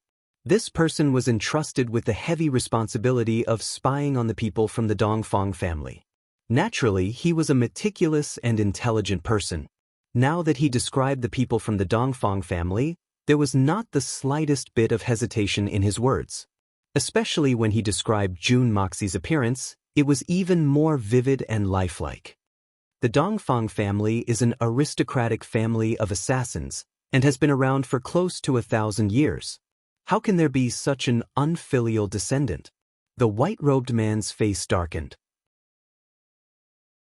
The first generation looks at the food, the second generation looks at the clothes, and the third generation's reputation is not tarnished. This is what we call nobility. For close to 1,000 years, how could the Dongfang family only have tens of generations? The possibility of such a silk pants appearing is extremely small. He snorted heavily. Furthermore, the Dongfang family, Dongfang Wenqing and Dongfang Wenjian, have not had any children for many years. Only Dongfang Wendao has 2 sons. According to the records, one of Dongfang Wendao's 2 sons has just reached adulthood, and the other is still in his 20s. Although they are not considered handsome, they are still passable. This dark-skinned, vulgar young man, where did he come from? Chen Qingtian's expression turned serious. Could it be that this is someone who has hidden his true identity? There should be no mistake. The white-robed old man said decisively. And this person is definitely an expert with extraordinary skills. This time, the Dongfang family's operation will definitely be of great use to him. As for Dongfang Wenqing, coming here with such fanfare, he might not be much of a threat. At most, he is just a target to attract attention. The crux of the matter is definitely that so-called young man. Qin Qingtian nodded his head deeply in agreement. Turning around, he said, "Immediately send people to investigate that kid's background. Pay attention to all their movements. If there is any news, report to me immediately. Third brother, keep in touch with the Zhan family. Tell them to make preparations and be ready to move at any time. Big brother, the experts of the Zhan family are already prepared. Also, reinforcements are outside the city. If anything happens, they can provide full support." Right at this time, the green-robed spy who had already stood up revealed a hesitant expression. The white-robed old man asked, "You still have something to say?" "Yes, it's just that this matter is a little strange. This subordinate does not dare to make a judgment." The green-robed spy paused for a moment, revealing a pondering expression. With a trace of uncertainty, he said hesitantly, "Also, what else?" The person beside him asked anxiously. Just now, this subordinate mentioned those 20 people dressed as guards. Every single one of them had a stable aura and a ferocious aura. Furthermore, this subordinate could not see through their cultivation at all. But according to this subordinate's observations, I discovered something very strange. What strange thing? Qin Qingtian furrowed his brows. The 2 heaven-grade assassins from the Dongfang family seemed to be very afraid of those 20 guards. Their actions were somewhat restrained, and it could even be said that there was a faint sense of respect and flattery. Of course, this is only this subordinate's personal judgment. There is no evidence to support it. The green-robed spy furrowed his brows as he recalled. The moment he said this, the 2 white-robed old men revealed a serious expression. Exchanging glances, they thought of the same thing at the same time. It was still the white-robed old man who asked slowly, "Do these people have a wild and untamable aura on them? Are their bodies very muscular? Very ferocious?" The moment the sentence was said, Qin Qingtian also paid attention to it. Everyone in the hall also sat up straight and focused their attention on this green-robed spy. In everyone's hearts, they all thought of the same thing. Tian Fa Xian beasts in human form. Yes, very muscular, each and every one of them has the back of a tiger and the waist of a bear. Their entire body is filled with bloodlust and ferocity, but there doesn't seem to be anything wild about them. Furthermore, they are a very disciplined group of people. The 20 of them have almost the same movements and footsteps. This kind of performance is very similar to that of seasoned soldiers. This subordinate can confirm that they are definitely not the Xian beasts of the Tian Fa forest. The green-robed spy thought for a while and finally said with certainty, although this subordinate has never seen a high-level Xian beast in human form before, this subordinate has grown up and taken care of all the Xian beasts in the manor. This, I can be completely sure. That's strange. The two white-robed old men looked at each other again, a puzzled expression on their faces. They had originally thought that Tian Fa Xian beasts had come to help. But after hearing the spy's words, it didn't seem like it at all. Could it be that the two of them had judged wrongly? Furthermore, those 20 people are very respectful towards that black-faced youth and Dongfang Wenqing. That's why this subordinate said that those 20 people are the family and servants of that junior disciple. The spy said the last sentence and stood up straight. This matter must be handled carefully. We must investigate carefully. The two white-robed old men said to Chen Qing Tian at the same time. Yes. Chen Qing Tian took in a deep breath, evidently having made up his mind. Chen Qing Yun stood up and said, regarding the Zhan family, Big Brother, please rest assured. But, as for investigating the background of that black-faced kid, who should be the most suitable person to go? Chen Qing Yun was not an idiot. Previously, when Chen Qing Tian said that he was going to investigate, it was at most targeted at ordinary people. But based on the reports and the attitude of the two white-robed old men, it was clear that this matter had been raised to a whole new level. He could not afford to be careless. If he were to take it lightly, it would cause him to lose the entire game. Chen Qing Tian thought for a moment and said decisively, let Chen Qin go. Only he can handle this matter perfectly without leaving any traces. I can be at ease.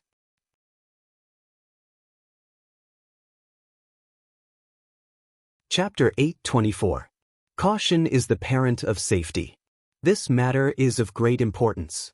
This operation will directly determine whether our Qin family can take a step forward. We must not be careless. Furthermore, according to the reports, the strength of the people from the Dongfang family is very mysterious. If we let others go and alert them, it will be bad. Chen Qing Tian's face was dark, but his eyes shone brightly. Although Chen Qing Yun did not understand, he did not dare to say anything. He turned around and went out to pass down the order. Chen Qing Tian watched as his third brother walked out of the hall. His expression did not change, but his heart was in turmoil. He thought to himself, third brother, oh third brother, the importance of this matter is not limited to the eradication of a mere Dongfang family.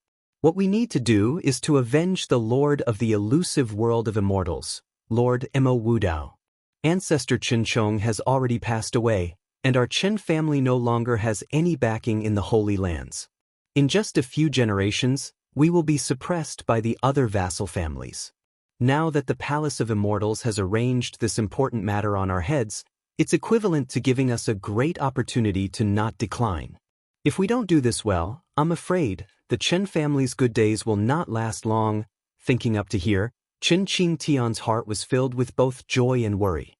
This time, it was the first time in several generations that the three Holy Lands had arranged such an important mission for them. If they could complete this mission perfectly, to the satisfaction of the Lord of the three Holy Lands, Mo Wudao, at that time, as long as the old man casually bestowed a few cultivation techniques or other benefits, it would be enough for the Qin family to enjoy. In this way, although the Qin family had lost their ancestor Qin Chong, as long as they had the support of the Palace of Hermitage, their overall strength would definitely increase by another level.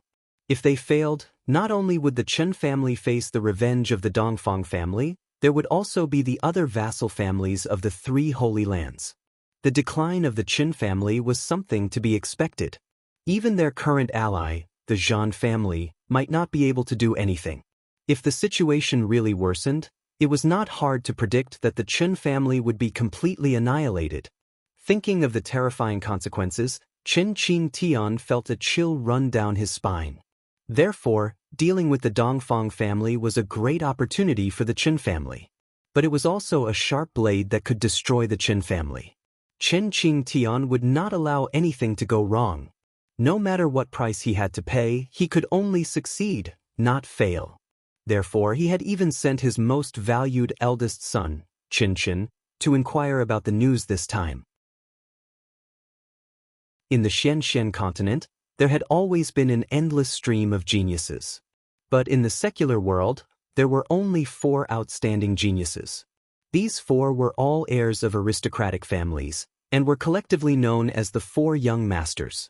Although the 4 great young masters were considered extraordinary in terms of Xian cultivation, they weren't necessarily that strong. However, when it came to scheming and resourcefulness, they were truly the best of the best. A modest gentleman was as gentle as jade. White Jade Prince, Yu Chaofan, an elegant gentleman, carefree like the wind, a carefree gentleman, Li Yuren. Young master of the world's edge, Duan Tinya. It was hard to find a soulmate, and he was heartbroken. The heartbroken prince, Chen. Chen was one of them, the heartbroken prince.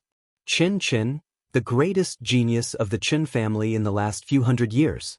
Only he was different from the other 3 young masters, and could be considered an oddity among the 4 young masters. Because this Chen was skilled in both martial arts and literature. His achievements in Xian Qi cultivation were impressive. At such a young age, he had already reached the middle stage of the Tian Xian realm. Just one step and he would be at the peak of the Tian Xian realm. And this year, he was only 26 years old. In terms of cultivation, he was even above Bailey Luo Yun, who was also known as a genius. It could even be said that if Bailey Luo Yun had not met Jun Moxie, the 2 of them would not be able to compare. Chen was a legend of Xian cultivation that was second only to the ancestor Qin Chong. Chen was not only highly skilled in Xian Gong, but also had outstanding literary talent and a deep mind. He was also skilled in music and was known as the 3 Wonders. The 3 wonders were the zither, the flute, and the flute. Once they were played, it was melodious and captivating to the point of forgetting to leave. Sighing, although the world is big, there isn't a soulmate. That was why he had another nickname, Soulmate Hate. Once this person made a move, he was extremely ruthless and merciless. Because of this, someone came up with a song. Heartbroken young master hates soulmate hate, the song breaks the heart. Including the arrogant Zhan family, everyone agreed that if Chen continued to grow at this speed, he would become the 2nd saint-level expert after Qin Chong. Even becoming a saint king was an unknown. This was also the main reason why the Zhan family wanted to be on good terms with the Chen family. Also, Chen was engaged to the Zhan family's beloved daughter, the youngest daughter of the Zhan family, the Xian cultivation prodigy of the Zhan family, the #1 beauty of the Yutang Empire, Zhan Mengdai. If this matter with the Dongfang family ended smoothly, Chen would officially marry Zhan Mengdai after this matter, and the 2 families would be on the same side. Chen Qingtian immediately used Qin as his trump card. It could be said that the importance he placed on Dongfang Wenqing's group was already extremely high. Also, invite the 4 masters of the family to follow young master. We must ensure young master's safety.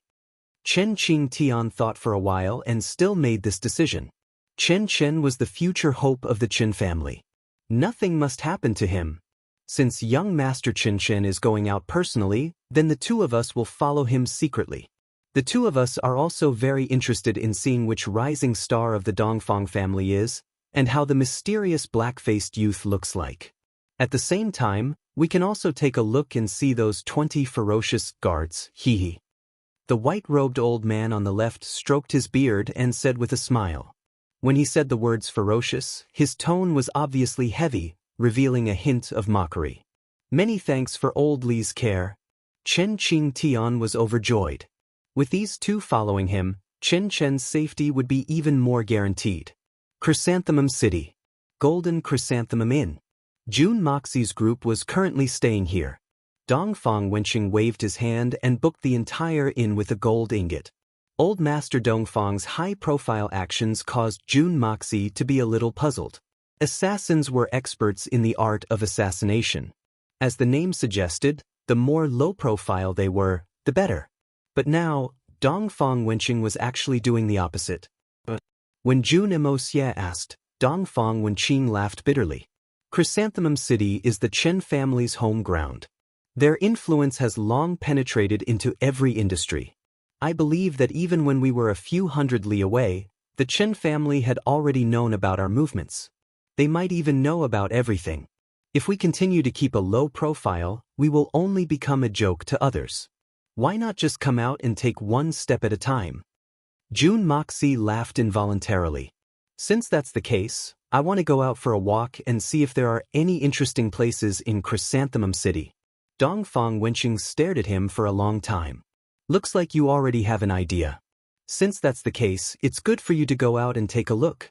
However, you must be careful. Don't overexert your strength and attract unnecessary trouble. How could he not know that the crux of this mission lied on June Moxie?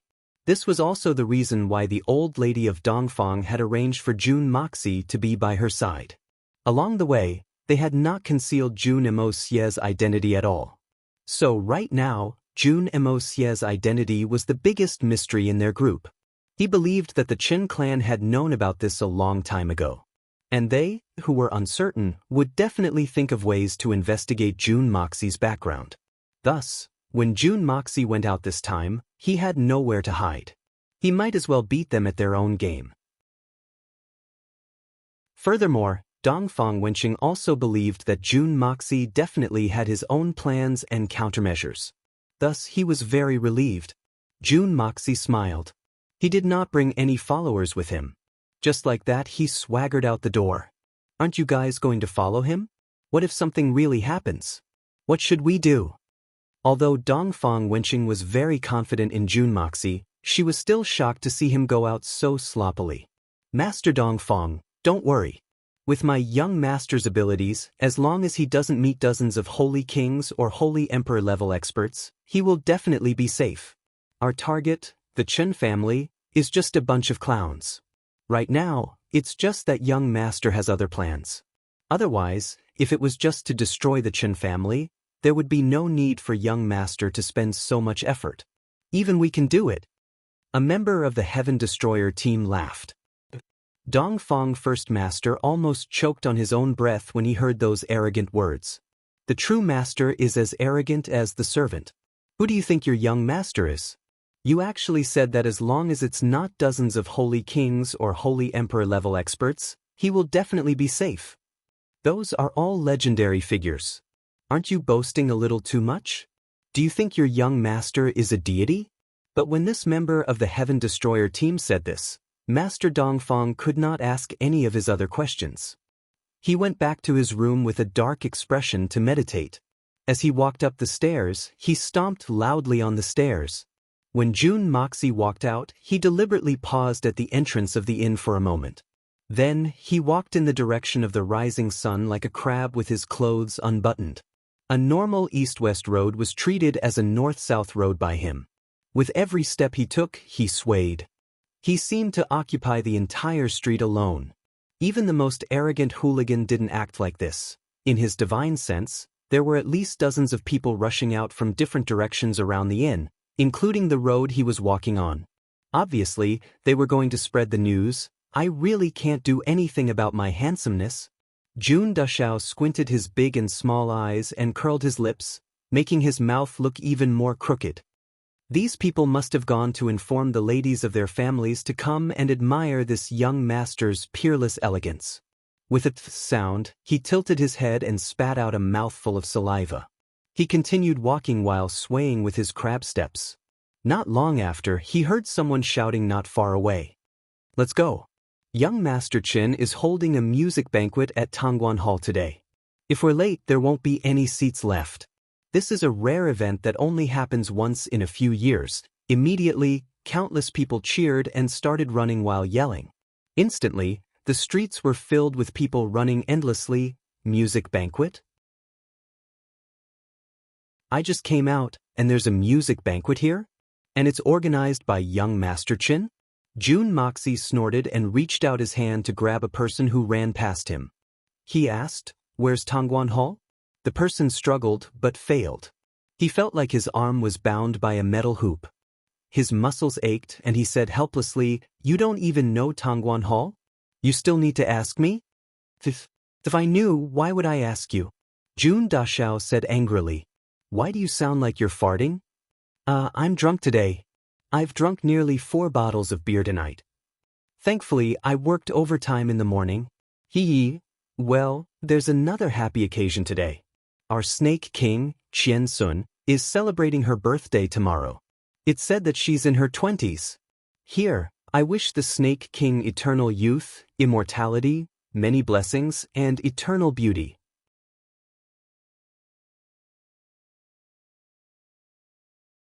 Chapter 825.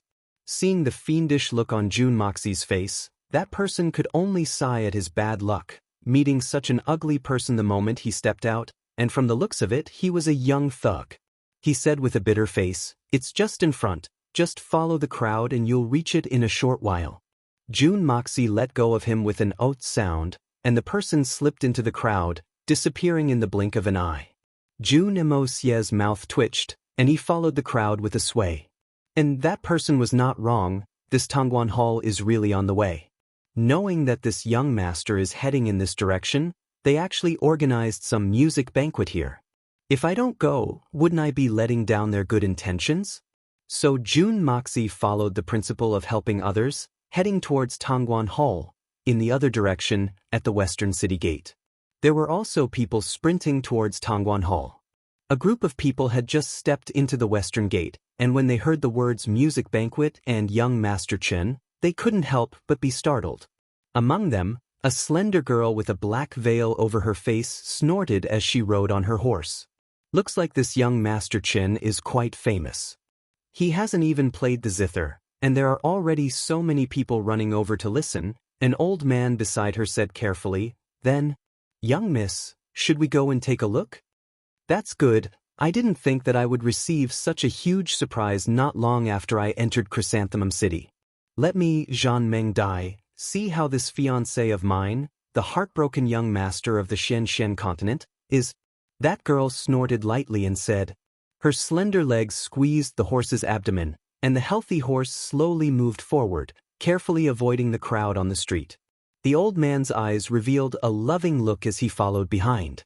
He had watched this young miss grow up, and he had poured all his feelings into her, treating her like his own granddaughter. This year, the marriage had been set, but it was to the young master of the Chen family that he had never seen before. So he urged her to go take a look, to see what this young Master Chen looked like, to see if young miss would like him. Most importantly, how was this person's character? If by any chance he had a bad character, it would be better for him to plan ahead of time. With a shout, the dozens of people on horseback accelerated at the same time, following behind the young girl, heading in the direction of Tongguan Hall. People from all directions were gathering towards the center of Tongguan Hall. As Jun Moxie walked over, he realized that the closer he got to Tongguan Hall, the calmer it became. There was no noise like elsewhere. When he got closer, he saw that the crowd was densely packed. Everyone was looking up, but no one made the slightest sound. The massive building in the middle of the crowd was shockingly a 7-story building, with a plaque at the entrance, Tongguan Hall. The golden lacquer characters were dazzling, and the couplets on the left and right were, "The world's elegance is celebrated together, and the world's romance is celebrated together." Just as Jun Moxie arrived at the entrance, the clear sound of a broken teapot rang out from the top of the building.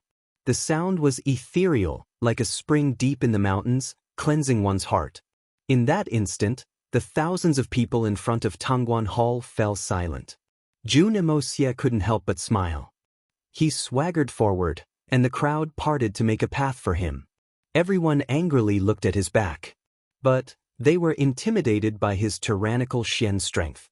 So, they didn't dare to say anything. She watched as he walked unsteadily into Tongguan Hall like he was drunk. Just as Jun Moxie stepped into Tongguan Hall, a clear tinkling sound rang out from the top of the building. It was obvious that the heartbroken young master had already begun to play. The music was elegant and natural, without the slightest hint of smoke or fire. There was even a hint of joy in it, as if a guest had come from afar and was overjoyed. It was the song Clo's bosom friend. To the musicians of the Xian continent, there was no one who didn't know this song. There were many scholars, but this song pursued artistic conception the most. It was easy to learn, but difficult to master. There were only a few people who had reached the level of mastery of this song. To be able to reach the highest level of this song was extremely rare. Jun Moxie chuckled in his heart. The moment the zither sound rang out was the moment he stepped into Tongguan Hall. There was not the slightest bit of error, as if everything had been coordinated. It looked like this heartbroken young master was trying to express goodwill to him. And at this time, within Jun Dashao's powerful spiritual sense, he could sense that there were over 10 spiritual senses locked onto his body. But the difference in cultivation was huge. Among them, the ones with the lowest cultivation were only at Tian Xian's level, while the stronger ones were only at the first or second level of Xin Xian's level. But there were a few other spiritual senses that were surging with majestic auras. They were actually at the superior supreme level. There were also 2 extremely obscure auras that were fluctuating, faintly discernible. Jun Moxie's heart couldn't help but turn cold. To be able to conceal their cultivation like this, they had to be at least at the venerable realm. And they had to be at least at the second-level venerable realm.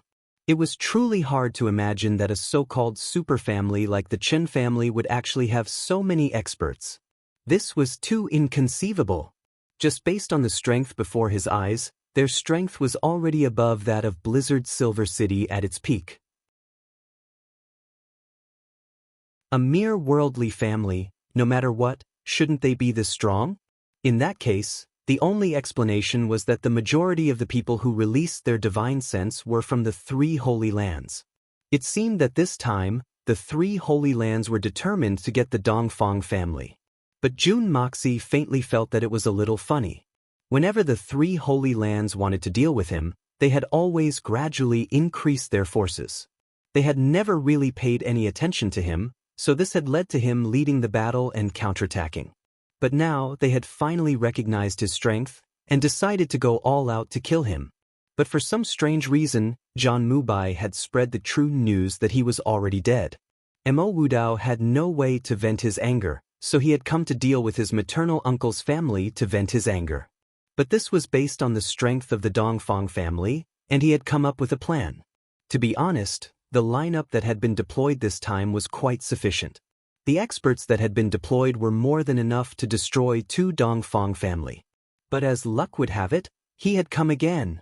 With the Chen family's own strength and the help from the 3 Holy Lands, they were certainly more than enough to deal with the Dongfang family.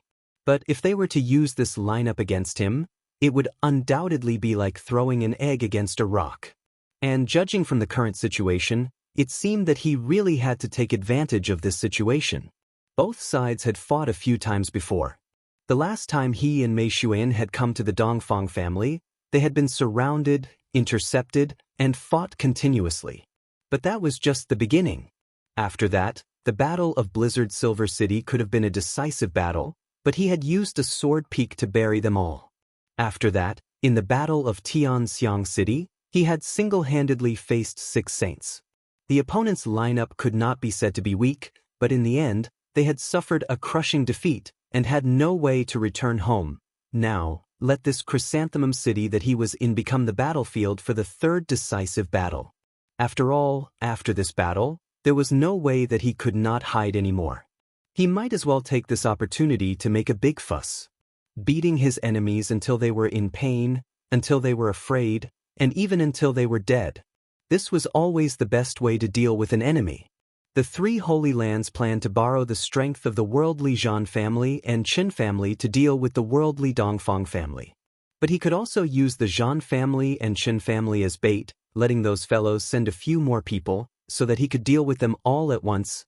Jun Moxie did not make a sound as he slowly walked into Tongguan Hall. He could keenly sense that there were no less than 10 auras paying attention to him at all times, but he acted as if he had not noticed them at all. He pushed through the crowd and went up the stairs. All the way to the top of the 7th floor, the clear sound of the zither became even more pleasant. June Moxie looked up and saw that near the railing, there was an elegant white-robed youth sitting behind an antique zither. In front of him was a 7-stringed zither, and his 10 fingers were nimbly plucking the strings, emitting a clear and melodious sound, like the gurgling of spring water, clear and moving. This young man's face was like jade, and he had delicate features. He seemed to be tall as he sat there, and his expression faintly revealed a strand of loneliness and exhaustion. He sat at the extreme top of the building, and the wind blew from all directions. His snow-white clothes fluttered with the wind, causing him to seem as if he was about to ride the wind and ascend to the heavens, and he really emanated an indescribable feeling of carefreeness and transcendence. Behind him, 2 green-robed girls stood silently, a pot of incense in front of them rising in spirals. Surrounded by tens of thousands of people, this small space on the top of the building actually seemed to be filled with a sense of tranquility.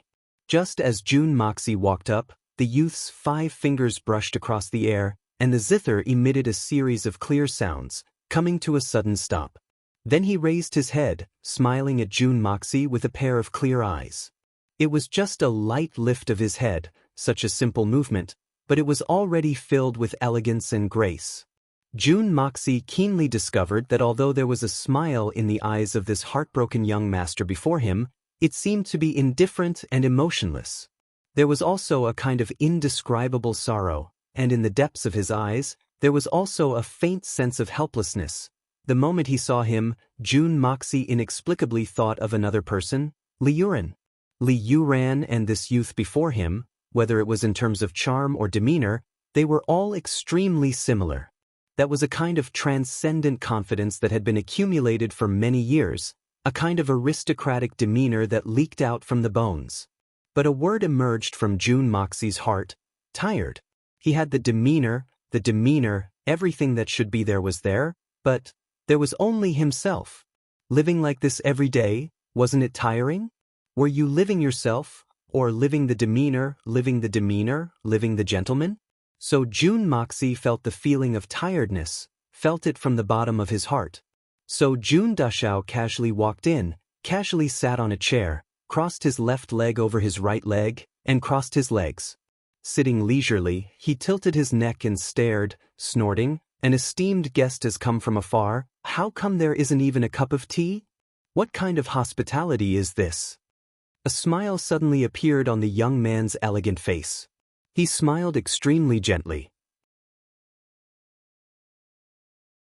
His smile was actually like the most beautiful young girl in the prime of her life. There was a hint of shyness in it. However, he laughed and said, "Honored guests coming from afar is a great joy. Of course, there will be tea. Not only tea, there is also a thought."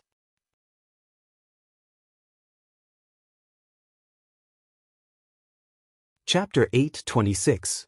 As soon as he raised his hand and clapped, June Moxie instantly discovered that his sleeves were much wider than ordinary people's sleeves. The moment he raised his hand, his sleeves almost fell to the ground. In just a moment, a pot of steaming hot tea with a clear aroma was served and placed in front of June Moxie. The delicate green tea leaves tumbled in the water, adding a sense of elegance to the tranquil rooftop. "I'm Chen Chen. Brother, you must be from the Dongfang family, right?" Chen Chen smiled coolly and asked softly, "I wonder what your name is? Can you tell me?" "Well, a name is a mark. Why can't I tell you? My name is Dongfang Dashu, a collateral descendant of the Dongfang family." June Moxie picked up the delicate teacup and drank it in one gulp. He sighed and said, "It's really good tea. It's very fragrant." "Dashu Dongfang? Brother Dongfang, this name is very unique." Chen Chen's eyes flashed and he said with a faint smile, "Don't think that this little brother's name is very strange, but it does have a history."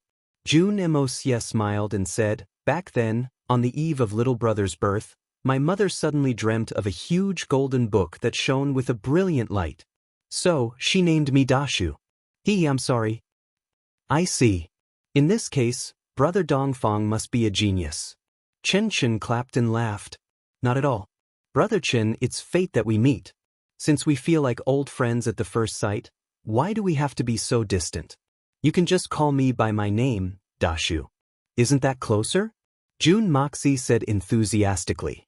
Chen Chen's mouth twitched and he thought, Dashu? Uncle? You brat, you're obviously trying to take advantage of me. Regardless of whether I call you by your nickname or your full name, this young master will still be one generation lower than you. This fellow is really annoying. June Moxie held his teacup and looked at him with a smile. For some reason, he felt the joy of teasing someone that he hadn't felt for a long time. The feeling of facing this fellow was extremely similar to the feeling of facing Li Yuran. The pleasure of toying with an opponent was also incomparable. However, although Li Yuran was dangerous back then, she was still somewhat reserved. However, the heartbroken young Master Chen Chen in front of him, although his face was calm and his tone was gentle, there was an extremely ferocious aura emanating from his leisurely manner. Facing him was like facing the most venomous viper. Hee, Brother Dongfang is a straightforward person. Chen Chen's slender fingers moved slightly. He lowered his head and looked at his fingers. Seemingly intentionally or unintentionally, he said, Brother Dongfang, your current appearance isn't Brother Dongfang's original appearance, right? Since Brother Dongfang also said that we are fated, I wonder if we can meet in our original appearances? Wouldn't it be a good story to tell if we can be honest with each other? June Moxie suddenly smiled. Brother Chen is the one who has sharp eyes. However, in my opinion, Brother Chen's current appearance might not be your original appearance, right? I wonder if we can meet in our original appearances. Wouldn't it be a good story to tell? Chen Chen was startled. He wasn't disguised at all, but the other party said that he wasn't showing in his original appearance. What did this mean? Was he deliberately playing dumb? Or a pun? He hesitated for a moment, then forced a smile and said, Forgive this little brother for being slow-witted, but I wonder, what does Brother Dongfang mean by this? June Moxie sat comfortably on the chair and tapped his fingers on the table. He sighed and said, I've been in disguise for only 2 or 3 days, that's all. But Brother Chen has worn this mask for at least 20 years. Aren't you tired? Chen Chen was startled, the expression in his eyes changing, revealing a heartfelt sense of loneliness and helplessness. He let out a long sigh, lowered his head, lowered his eyes, and placed both hands on the strings of the zither, lightly plucking them. The sound of the zither was melodious, but it had a sense of loss to it. It was the song, Feeling the Lord's Bosom. A strand of black hair fell from his head, covering half his face as it fluttered lightly in the breeze. Outside Tongguan Hall, the sound of hooves could be heard from afar, gradually getting nearer and nearer, finally stopping in front of the hall. There was a slight commotion in the crowd below, opening up a path as a group of people quietly entered Tongguan Hall. It was the people from the Zhan family, with the black-veiled girl leading the way. When the girl heard the melodious sound of the zither, she unconsciously stopped in her tracks, listening quietly. But the 2 people on the top floor seemed to be completely unaware. One was still playing and the other was listening. It was as if they didn't care about what was happening outside at all.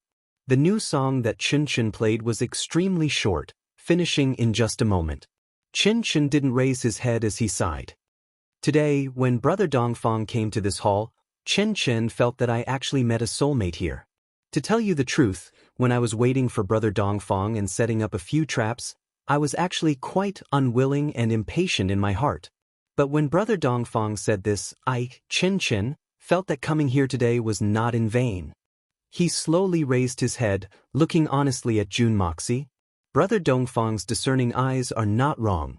You're right, I am indeed very tired. Really very tired. But this mask, I can no longer take it off. Because if I take off this mask, Chen Chen, will become nothing in the blink of an eye, so. Ever since June Moxie came in, Chen Chen had been maintaining the calm and elegant temperament of a young master of an aristocratic family. Although his words were calm and natural, making people feel like they were bathing in the spring breeze, but in his bones, he had always been probing and had a faint hostility. But at this moment, the words that he said were full of emotions, as if they were words from the bottom of his heart. June Moxie smiled and said with some sympathy, Well said. To be honest, no matter how hypocritical the mask is, once it is worn for more than 20 years, hypocrisy will become a natural instinct. Moreover, this mask is too heavy. It's not easy to put it on, and it's even more difficult to take it off. On the mask, there are all kinds of responsibilities, right and wrong, and the suffering here, no one will truly understand if they don't personally experience it.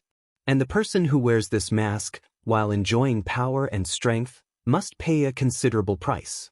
How can it be easily taken off? Chen took a long breath and exhaled. The expression on his face changed back and forth many times. Obviously, his mood was not calm at this moment. He closed his eyes and did not speak for a long time.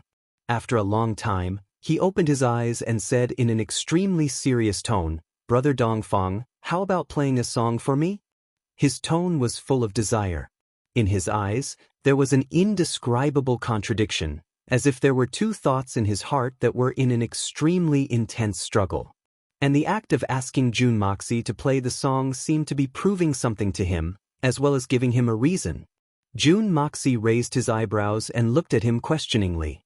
He asked, "Brother Chen, you think too highly of me. I don't remember saying that I can play the zither. Brother Chen, if I say I can't, what will you do? It's hard to find a bosom friend. It's a blessing to be able to find one for a while. Hiding one's abilities may not be suitable between us." Chen smiled quietly. With a sudden wave of his long sleeves, the guqin in front of him suddenly changed direction without a sound. Then, as if it was floating in the void, it slowly flew toward Jun Moxie. As it approached, Jun Moxie stretched out a hand and gently pressed down. The guqin immediately stopped in front of him. Opposite him, Chen looked at him with bright eyes, sitting ramrod straight. The expression on his face was serious and eager. Jun Moxie sighed in his heart. It seemed that this young Master Chen's love for music was not a pretense. Moreover, although this person was quite shrewd and had an even more sinister personality, not to be outdone by Li Yuran, he had a more genuine temperament. He could be considered a person of character. Very well, it's fate that we met. Today, I'll make an exception and play a song, for our meeting today, and also for. In the martial world, one has no choice. Jun Moxie said with a double meaning, his heart surging with pride. In the martial world, one's body is in the martial world, and so is one's heart. In this case, how can we not leave our own mark in the martial world in this world? The martial world dream that belongs to us Chinese youths. Laughing proudly in the martial world. A bitter nostalgia appeared on Jun Moxie's face. He sighed deeply. Those distant memories, those past experiences, suddenly flashed before his eyes. His hand stroked the strings of the guqin. Gently, as if subconsciously, he plucked twice. The sound of immortal Wang came out, from slow to fast, from calm to full of murderous intent. There was no rhythm to speak of, but from these few simple strokes, it brought out a strong aura of the martial world. In the martial world, one has no choice. Chen murmured, his eyes suddenly bloomed with a strange light. Then, the divine light faded away, replaced by a long sigh. His face was even more confused as he murmured, "The martial world. What is the martial world? What is the martial world?" The martial world is the road of no return. Jun Moxie's fingers brushed across the strings like floating clouds and flowing water. The sound of the guqin stopped instantly. However, an extremely desolate and vast aura, carrying with it an unprecedented feeling of oppression, suddenly filled the entire Tongguan Hall. Whether it was upstairs or downstairs, everyone near or far at the same time could clearly feel the heavy pressure of an approaching storm. Following the sound of Jun Dashao's guqin, Chen's expression was startled from his confusion. His eyes once again bloomed with a strange light as he stared at Jun Moxie. Because, just the prelude created by Jun Moxie's sudden stop was already filled with the superhuman bearing of a great composer. This made Chen, who had originally given up hope, suddenly feel an inexplicable sense of hope. Jun Moxie slowly closed his eyes. In the silence, his 10 fingers suddenly fell heavily on the strings of the guqin. An impassioned and vast tune, like angry waves crashing against the shore, stirring up waves of snow thousands of feet high. In an instant, it had already covered the clear sky and the moon. Between the heavens and the earth, it was filled with an impassioned note. Iron blood, slaughter, free, unrestrained, disdainful, helpless. All sorts of emotions, all expressed in this sound of the guqin. This song belonged only to the martial world, only to the heroes of the wilderness. Thousands of mountains and rivers, I walk alone, with a sword in my hand. Drunk, I wave my blade and ask the heavens, sever the threads of love and dream of beauty. In the midst of such impassioned sound of the guqin, June Moxie let out a long laugh and sang loudly. The ocean laughs, the surging tide on both sides, floating and sinking with the waves, remembering the present. The heavens laughs, the tides of the world, who wins and who loses, only the heavens know. The rivers and mountains laugh, the distant misty rain, the waves sweep away the mortal world. How much do you know? The cool breeze laughs, actually provokes loneliness, the lofty sentiments still remain. The common people laugh, no longer lonely, the lofty sentiments still remain, laughing foolishly. That's right, the ocean laughs. The song that laughs proudly in the martial world. One of the few songs that June Moxie liked the most. This song was not for chin-chin, nor was it for depression, but for venting, or in other words, to show off. It was to leave our mark in this world. This song in this world is unique to me, but I hope that everyone can play it so that I can hear it at any time. That way, I will feel like I've come home. June Moxie thought silently.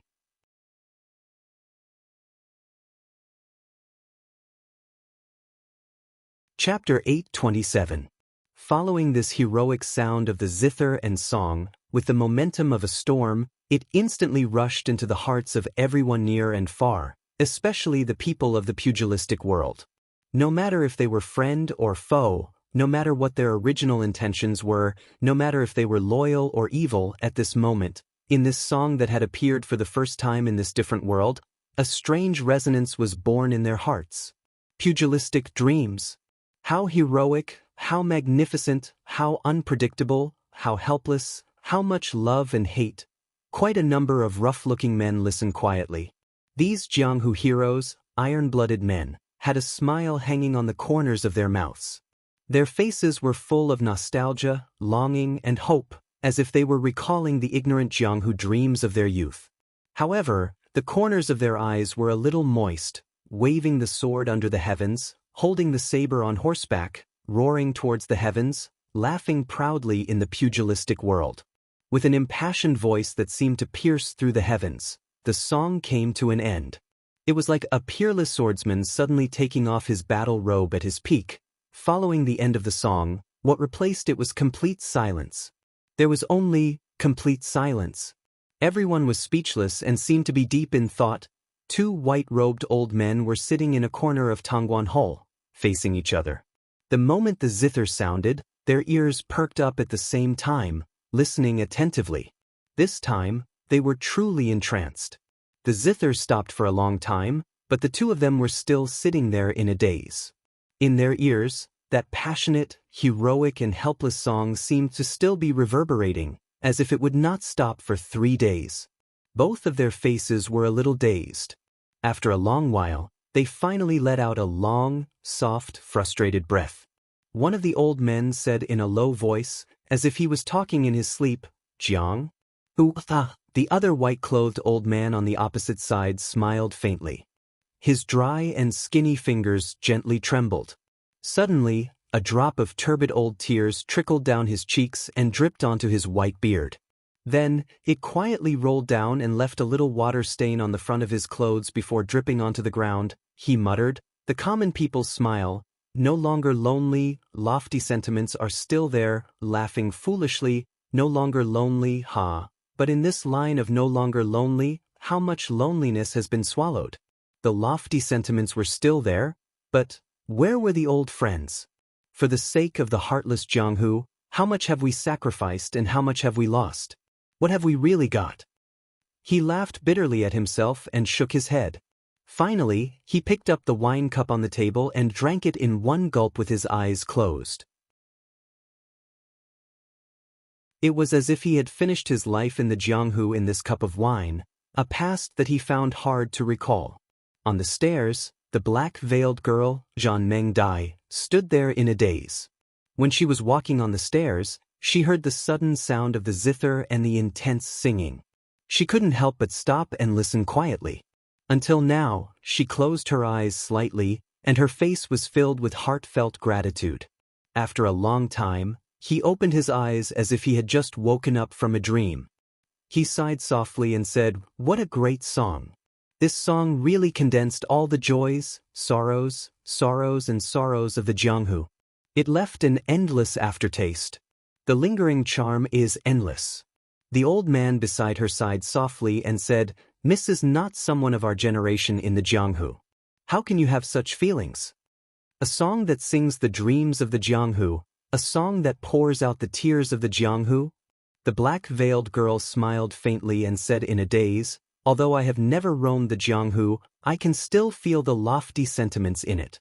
This song is sung freely and played with even more lofty sentiments.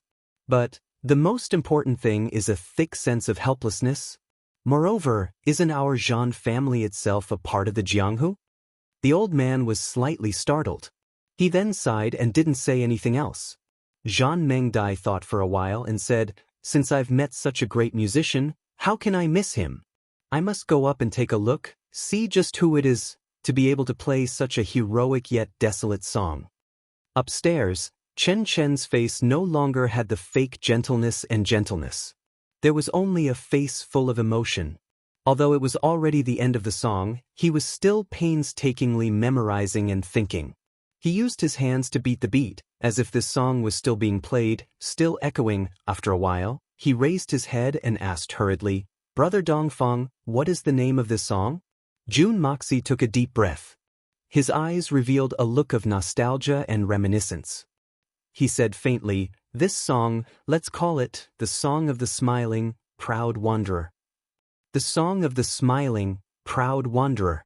The Song of the Smiling, Proud Wanderer. What a song of the smiling, proud wanderer. Chen Chen repeated it excitedly. His eyes shone with the light of separation and reunion. The ocean laughs, the heavens laughs, the rivers and mountains laughs, the breeze laughs, the people laughs. The smiling, proud wanderer. Since ancient times, who in the Jianghu doesn't want to laugh, proud of the Jianghu? But among the heroes of the world, who can laugh, proud of the Jianghu? Jun Moxie said desolately. Who has the right to truly laugh, proud of the Jianghu?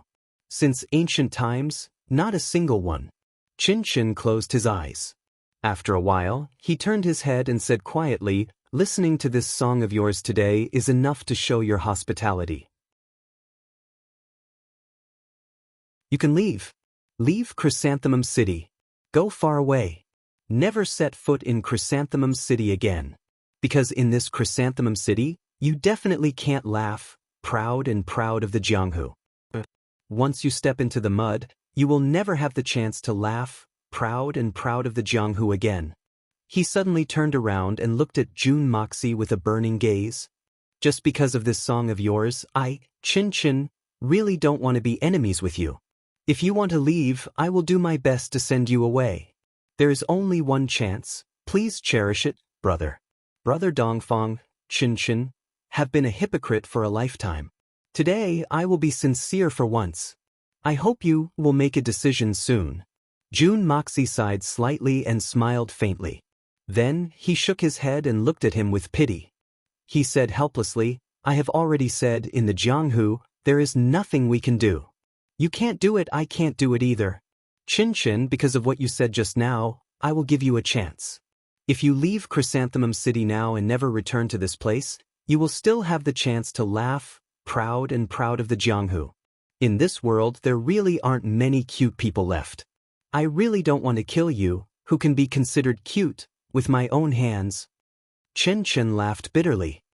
There are too many helplessness in this world. Whether it is the Jianghu, the imperial court, or even the family, isn't it the Jianghu? I have already accepted my fate. I can't even decide my own marriage and I still want to talk about laughing, proud of the Jianghu? Pa. Speaking until the end, he suddenly laughed desolately, tears flowing out of his eyes. He shook his head and said, I seem to have limitless glory, but in my bones, I am just a tool of the family. Just a tool. Brother Dongfu. Qin Chen looked at him seriously. It is hard to find a soulmate in this world. If you die, then I will be even more lonely. Soulmate? You want me to be your soulmate, but unfortunately, I am not your soulmate.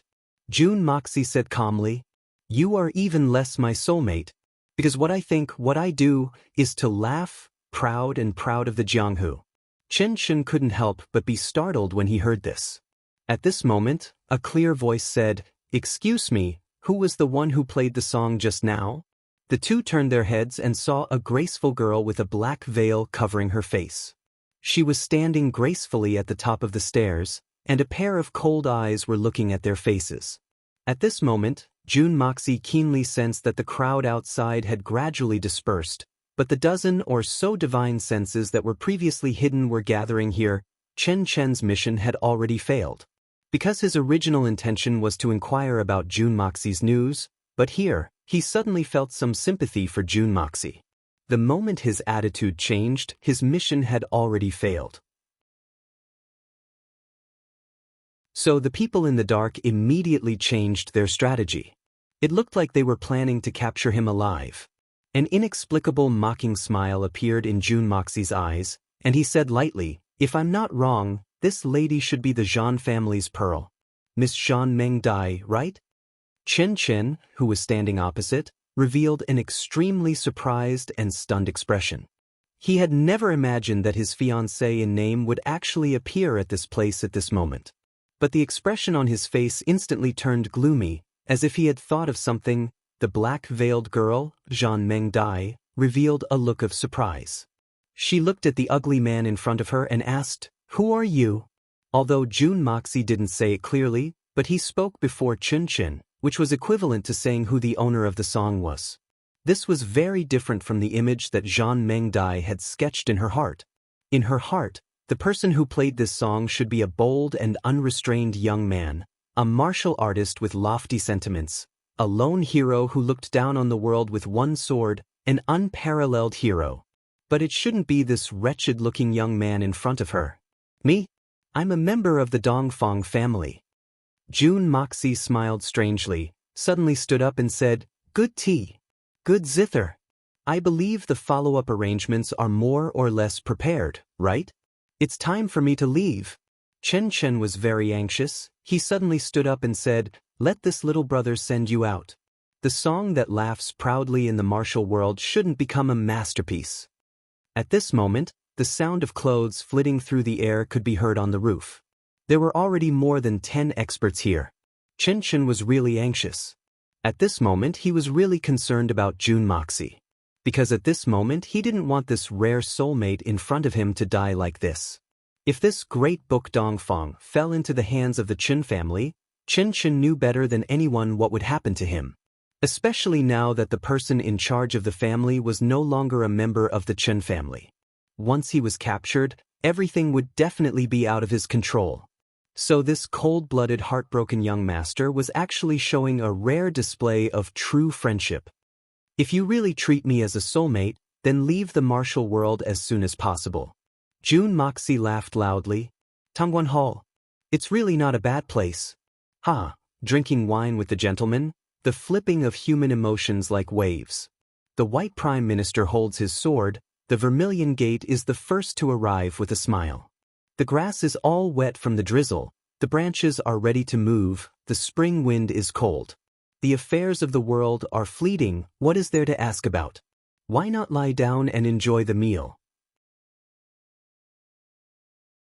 At this moment, he still had a crooked eyebrow and slanted eyes, looking wretched, but he was in high spirits, displaying the carefree nature of the martial world to the fullest. At this moment, in the eyes of Qin Chen and Zhan Meng Dai, Jun Moxie seemed to have transformed into a carefree young man, disdainful in the face of strong enemies and power.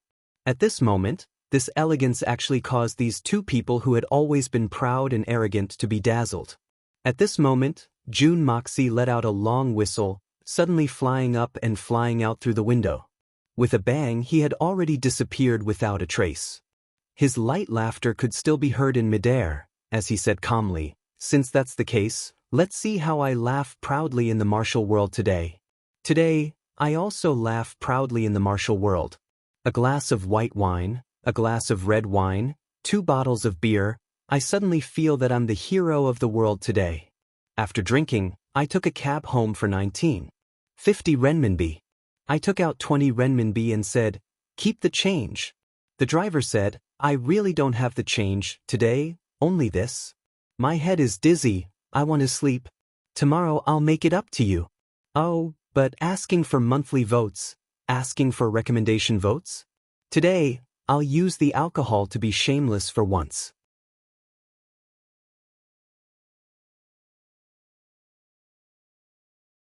Chapter 8:28.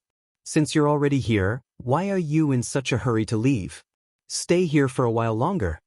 A sinister voice rang out. "Young Master Chen, we need you to give an explanation to the patriarch." Chen Chen snorted coldly and said, "Be careful." These words were directed at June Moxie. June Emosie's body had just flown out when 2 figures came to meet him head-on. "Be careful? I'm afraid the one who needs to be careful is not me." June Moxie laughed loudly and struck out with his palms. With 2 loud bangs, the 2 figures were sent flying into the sky like rubber balls, each spitting out a mouthful of blood in midair. June Moxie's figure had already made a turn in the air and landed on the roof of the building. The mastermind Chen Chen's sudden change of heart not only caught the 3 Holy Lands and the Chen family by surprise, but even June Moxie was caught unprepared. Chen Chen's unexpected change of heart had thrown the other party into chaos, but June Dashao's original plan had also gone down the drain. As the saying goes, give a peach in return for a plum. Since Chen Chen had treated him with sincerity, then he could not make things too difficult for him. In this way, his original plan of using Chen Chen to slowly draw out all the people from the 3 Holy Lands and then taking care of them one by one would no longer work. However, June Moxie did not feel any sense of loss or dejection.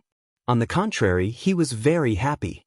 Although today's matter was out of the budget, it also made June Dashao feel that this trip was not in vain. Evil June Moxie, regardless of his past or present life, he had many enemies, but he had too few friends. Adding up both lives, there were at most 3 to 5 people. Someone who could appreciate each other as much as he did today was even rarer. That's right, it was appreciation. Even if they were enemies, they could still appreciate each other. Even if it was within the enemy's camp, there might still be someone who was cute. Today's Chen Chen was the same, and the only one of the 6 saints, Saint Lung Tong, was also the same. Although June Dashao's position and methods would not change for anyone, Chen Chen still gave June Moxie a strange feeling of not wanting to kill him. Therefore, June Moxie decided to turn the world upside down and cause a huge ruckus. He simply made everything clear and made a big ruckus. As long as the news spread out, the experts of the 3 Holy Lands would still come in an endless stream. This way, there wasn't much difference from the previous plan. At most, it would only increase the pressure that June Moxie and the others had to face, and they would lose the advantage of being unprepared. That was why June Moxie decided to play the song, The Smiling, Proud Wanderer, at this moment. On one hand, it was to fulfill a wish of Chen Chen's, on the other hand, to intensify the entire incident. On the other hand, it was to let out all the feelings that had been accumulated in his heart for a long time. Since ancient times? How many people could truly laugh proudly in the Jianghu? I want to laugh proudly in the Jianghu. Chrysanthemum City, it looked like it was about to enter a bloody storm in advance. This young master had originally wanted to play a little longer, but it looks like I won't be able to anymore. June Moxie had just pounced onto the roof of Tongguan Hall when 4 people flew up at the same time, their palms whistling through the air, all aimed at his vital points. These people were obviously planning on capturing him alive. Although their moves were sharp, they did not use any weapons, which could be considered as being merciful. Besieged from all sides, the almost impenetrable attacks were about to reach him. However, Jun Dashao's body floated up strangely like a feather, and then suddenly froze in midair. In that instant, both his hands and feet rushed out at the same time. Yes, he rushed out, as if he had his own consciousness and could attack at will, ignoring distance, space, and direction. A punch from his right hand shattered the right palm of the Tianxian expert who was charging at him from the right, and then landed a blow on his chest without any resistance. The burly man who was still in the process of pouncing had a strange look of disbelief on his face. He did not even have time to cry out in pain before his entire body was torn apart and sent flying. He was sent flying. Under the tyrannical force of Jun Moxie's fist, the 5 components connected to the burly man's body, including his limbs and head, all separated from his body at the same time. In an instant, blood poured down like a torrential rain. The next moment, 2 feet landed on the chests of 2 enemies at almost the same time. With a few crisp sounds of bones breaking, the 2 figures flailed wildly, blood spewing from their mouths as they were thrown back. Jun Moxie's body borrowed the force of the kick to do a somersault in the air, suddenly rising from his lying position in the air and leaping up. Like a rocket, he shot straight up into the sky. The sun shone brightly, and a figure with black hair flew straight up. His figure was so fast that it even made a shiot sound. The edge of his robe brought out a faint shadow of green smoke. 2 figures in white flew towards him from the left and right like lightning, right under his feet. The 4 palms touched at the same time and changed direction at the same time, borrowing the force to chase up into the sky. Those 2 white silhouettes were the 2 old men in white with the most mysterious and unfathomable strength. They had originally tried to overestimate the strength of this Dongfang Great Book. With the lineup in front of them, it was more than enough to deal with Uncle Dongfang and Dongfang Wenqing. However, they did not expect that when more than 10 experts attacked at the same time, they would be thrown into confusion by the opponent's valiant strength in the blink of an eye. Their original plan of not making a move and only watching from the sidelines was completely ruined. Looking at the situation in front of them, if the 2 of them did not make a move, they were afraid that this enemy would really leave, and that would be really embarrassing. Unfortunately, even if the 2 of them personally made a move, they still could not defeat the enemy. Although the 2 of them rushed over with extreme speed, Dongfang Great Book still easily dodged them. This Dongfang Great Book was really sharp. The 2 old men in white snorted coldly at the same time, and soared into the sky, giving chase again. The momentum of Jun Moxie's body continued to rise, and his speed could be said to be peerlessly fast. However, at the moment when the 2 old men in white flew up at the same time and reached their fastest speed, the corner of Jun Dashao's mouth revealed a trace of a strange smile, and his body suddenly changed from flying rapidly to absolute stillness.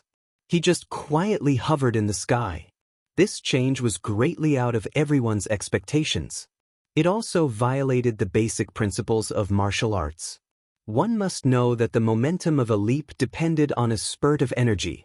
When the speed was at its peak, even if the person wanted to stop, it was almost impossible. As the saying goes, be quiet like a virgin, move like a rabbit. These 2 completely opposite states, if it was from the front to the back, as long as one was a master of Qigong, it would not be difficult to achieve. However, if one wanted to move from the back to the front, not only would one need to have an extremely high level of Qigong, one's own cultivation level would also need to be able to reach the pinnacle of being able to control as one wished. According to the classification of strength in Xianshen continent, it was not that no one could achieve this, but to be able to do it, one must at least be a saint-level expert, and must be a saint who was extremely proficient in Qigong. Based on the current situation, Jun Moxie suddenly stopped at this critical moment. Although the 2 old men in white were extremely strong, but compared to a saint-level expert, there was still a huge gap. Under the full force of their pursuit, it was impossible for them to stop immediately. The 2 old men could only watch as the opponent's figure got closer and closer. In the end, the 2 of them flew to the left and right of Jun Moxie, but still maintained a strong momentum. But at this time, Jun Moxie's attack had already arrived. Jun Moxie's lips curled into a cold smile, and his left hand pressed towards the head of the old man on the left. This white-robed old man was also considered impressive. Even in such a bad situation, he could still maintain his composure. With a loud roar, he struck out with both palms towards Jun Moxie's lower abdomen. Jun Moxie looked down from above. If this white-robed old man wanted to block the killing blow from his opponent's left hand, it was already too far away. He could only use the tactic of besieging Wei to rescue Zhao Zhao. As long as Jun Moxie was worried about the two palms that he struck towards his lower abdomen, he could avoid the blow on his head. Although his palms might not be able to kill the opponent, and he would definitely die if his head was hit, as long as this Dongfang Dashu was hit by his move, he would suffer considerable damage no matter what. In such a bad situation where enemies were surrounding him, once his combat power was not complete, his life would not last long. It was not a win-win situation, but a mutual defeat. He was sure that Jun Moxie would not be willing to fight with his life. Even if he knew that he could take advantage, he would not dare to take the risk. But the reality was far beyond his expectations. Just like how he did not expect that Dongfang Dashu had the ability to suddenly suppress the upward momentum of his body. The white-robed old man's palms, which were like thunder, struck out with a bang. Jun Moxie's body in the air suddenly flew up lightly. Like a piece of paper without any weight, it flew up with the breeze in the air. Whereas Jun Dashao's body only floated up, that heavy palm strike from before still pressed down heavily without any change. The white-robed old man's heart was shattered. At this moment, his body was still rising, and because of that desperate counterattack, it caused his rising momentum to become even more ferocious. That look, it was as though he had automatically catered to the attack. While he was busy, he tilted his head and felt a sharp wind from the palm strike brushing past his ear, as though it was a 5 million kilogram hammer. It smashed onto his right shoulder. With a crack, his shoulder bone broke. The white-robed old man stared with a pair of incredulous eyes, as he fell down at a speed that was twice as fast as his ascension. At this moment, he had even forgotten the intense pain on his body, and was only left with a heart full of disbelief. The moment the many palms slammed down, he sensitively felt that the other party's profound energy was like a sharp knife cutting through tofu, cutting through the protective profound energy he had set up on his body like a hot knife through butter. Almost without any obstruction, it heavily struck his own shoulder. Even though it was a hasty defense, it was a true and solid second-level venerable. A venerable's protective profound energy was actually destroyed by a single palm strike from the person in front of him. So while he was falling, he only had time to exclaim, "Venerable? Third level?" Then he landed on the roof of Tongguan Hall with a loud bang, smashing a large hole in the roof like a cannonball. His entire body fell down like a meteorite.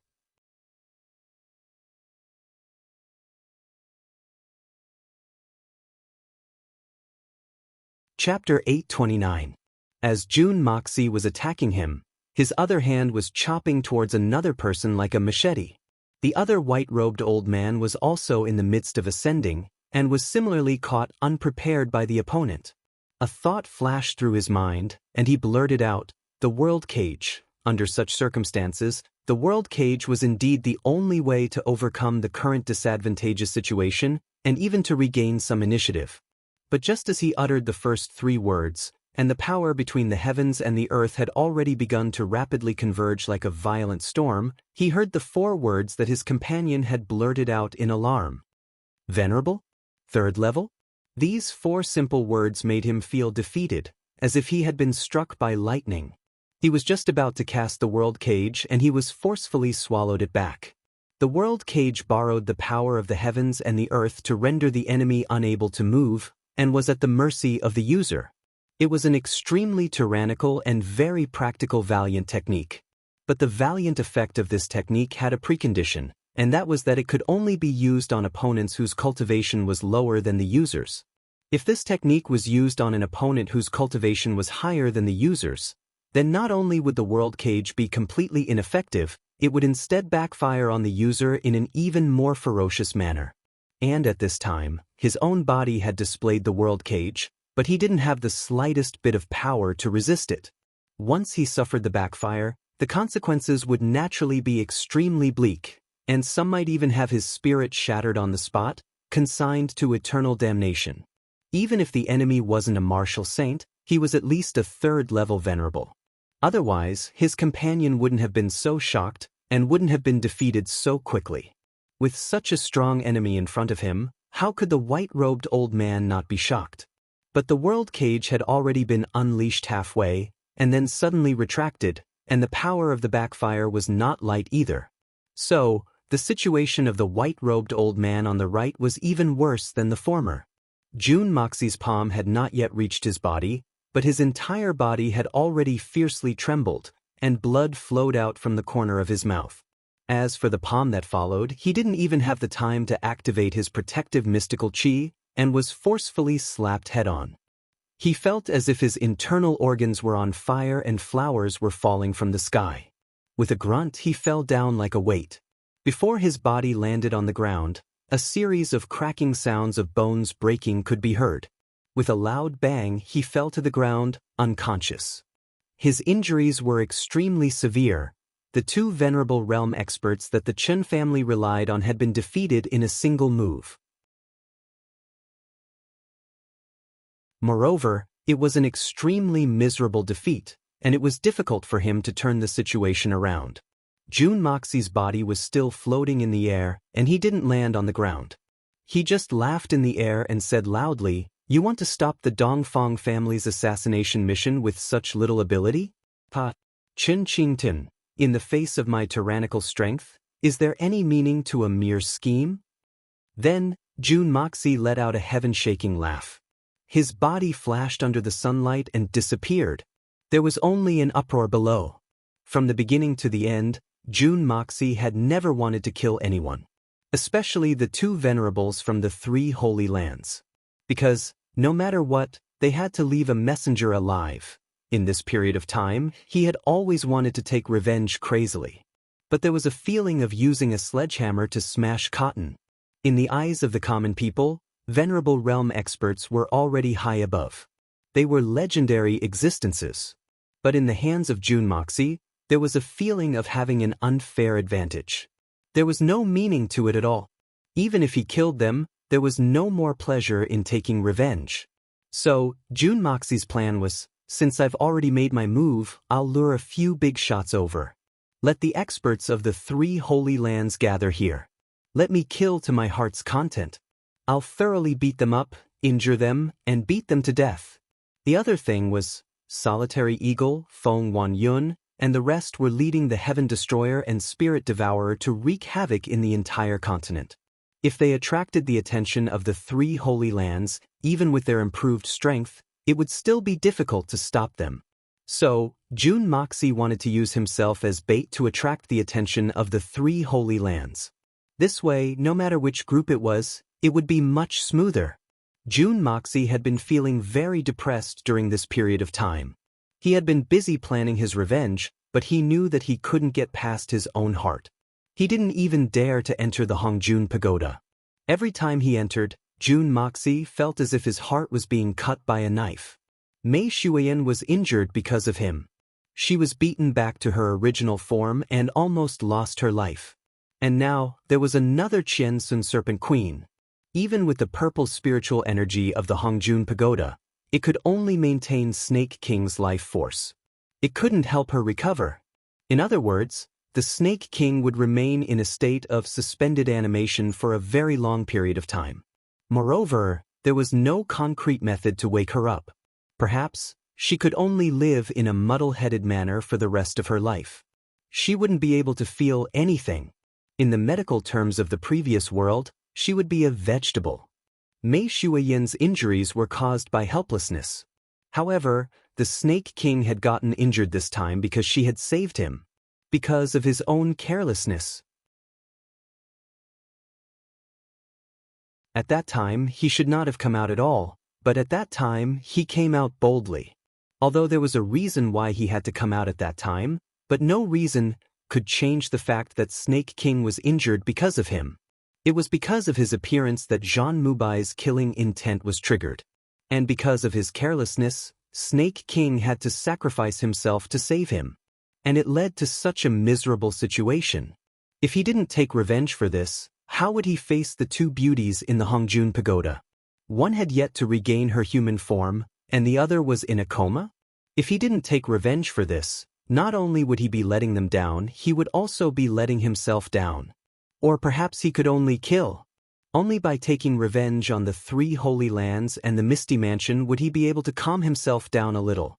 I don't care why you did it, or what mission you have. Since you've done something wrong, you must pay the price. Today's Tongguan Hall was just the beginning. It was just a prelude. 3 Holy Lands. I'll be waiting. The terrifyingly powerful Dongfang Tome had already disappeared without a trace, but the hundreds of people were still standing there in a daze. What kind of power was this? Several superior supremes, several spirit Xian experts, and 2 venerables had joined forces to attack them. However, the other party had easily broken through their defenses and killed several of them. He had even injured 2 venerables with a wave of his hand. Then he had left unscathed. Everyone's hearts were filled with shock. Such a super expert, was he really our enemy? We were about to face such a terrifying opponent? Chen Chen was still in his snow-white robe, sitting in a daze in the hall, still in his original position, not moving at all. In the moment that Jun Moxie had charged out, he had been reciting a phrase in his heart. White friends still press their swords, the Vermilion family is the first to laugh and play their crowns. After a long time, he laughed self-mockingly, sighing with emotion. Tongguan Hall was the property of the Chen family, and its name originally meant when someone has a joyous occasion, they play their crowns to celebrate. But when Jun Moxie's poem came out, it had a completely different meaning. White friends still press their swords, the Vermilion family is the first to laugh and play their crowns, but it had become a kind of pride and boasting. In this way, didn't this Tongguan Hall's name become a naked joke? What a great talent! Chen Chen praised in his heart. This tome Dongf, not to mention whether this name is real or fake, just this extraordinary poetry talent is already shocking. But he didn't know that this poem of Jun Moxie's was a blatant plagiarism. Zhan Mengdai stood there quietly, also thinking about something. Her face was covered by a black veil, and her expression couldn't be seen. But in her eyes, the color was fluctuating. It was clear that her heart was not calm. Just at this time, shouts rang out from the top of the building. Jun Moxie had already made his move outside. The 2 people on the top of the building only looked at each other. Before they could do anything else, with a few loud laughs and grunts of pain, the battle had already ended. Jun Moxie's figure streaked through the air amidst the laughter, and 2 large holes appeared on the top of the building. 2 old men in white fell in front of the 2 of them. One had a pale face, blood dripping from the corner of his mouth, and the other was unconscious. Chen Chen turned pale with fright. Weren't these 2 the experts from the 2 Holy Lands that the family relied on like the Great Wall? How could they be defeated so easily? How was this possible? Chen Chen and Zhan Mengdai looked at each other, seeing the shock in each other's eyes. Jun Imosie's earlier song had left them in awe and admiration. Then, his poem had left them in deep thought. But his current martial prowess had left them in extreme shock. From appreciation to admiration, and then to almost worship, these 3 states had completely changed in a short moment. Yes, it was worship. Because Jun Moxie was younger than them, this was something that could be seen even if he had disguised himself. But his achievements, no matter in which aspect, were not something that the 2 of them could compare to. They couldn't catch up to him even if they whipped their horses. Chen Chen suddenly understood the deeper meaning of Jun Moxie's words. If you really treat me as your soulmate, then leave the world. He couldn't help but laugh bitterly. Facing such a person and becoming enemies with him, it was really a great misfortune for the family. To become enemies with such a strong enemy, the Chen family probably didn't have much time left. It was better to quickly leave the world. Zhan Mengdai's eyes revealed a look of shock, and she blurted out, "Who is this person?" Chen Chen sighed and said, "Someone from the Dongfang family." He turned his head to look at Zhan Mengdai, a hint of mockery in his eyes. This person is the target of the Zhan and Qin families' alliance this time, and also one of the prerequisites for our marriage. Zhan Mengdai sucked in a breath, then said angrily and embarrassedly, Chen Chen, what do you mean? Nothing. Chen Chen said desolately, when I go back this time, I will try my best to persuade my father to leave this battle if possible. With this person in the Dongfang family, it is definitely not something we can fight against. Even with the 3 holy lands as our backing, our future is still uncertain. This matter was originally planned by my father to take the family one step further, but according to my current judgment, this time, I'm afraid that before the family can rise, we will first see the destruction of the family. This is a matter of the family, I don't care. Chin Chin, I am only a woman.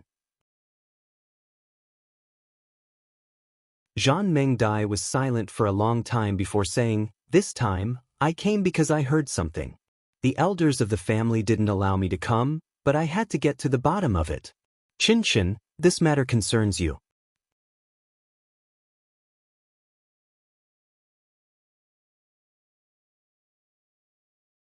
Chapter 830. Chen Chen was surprised. What is it?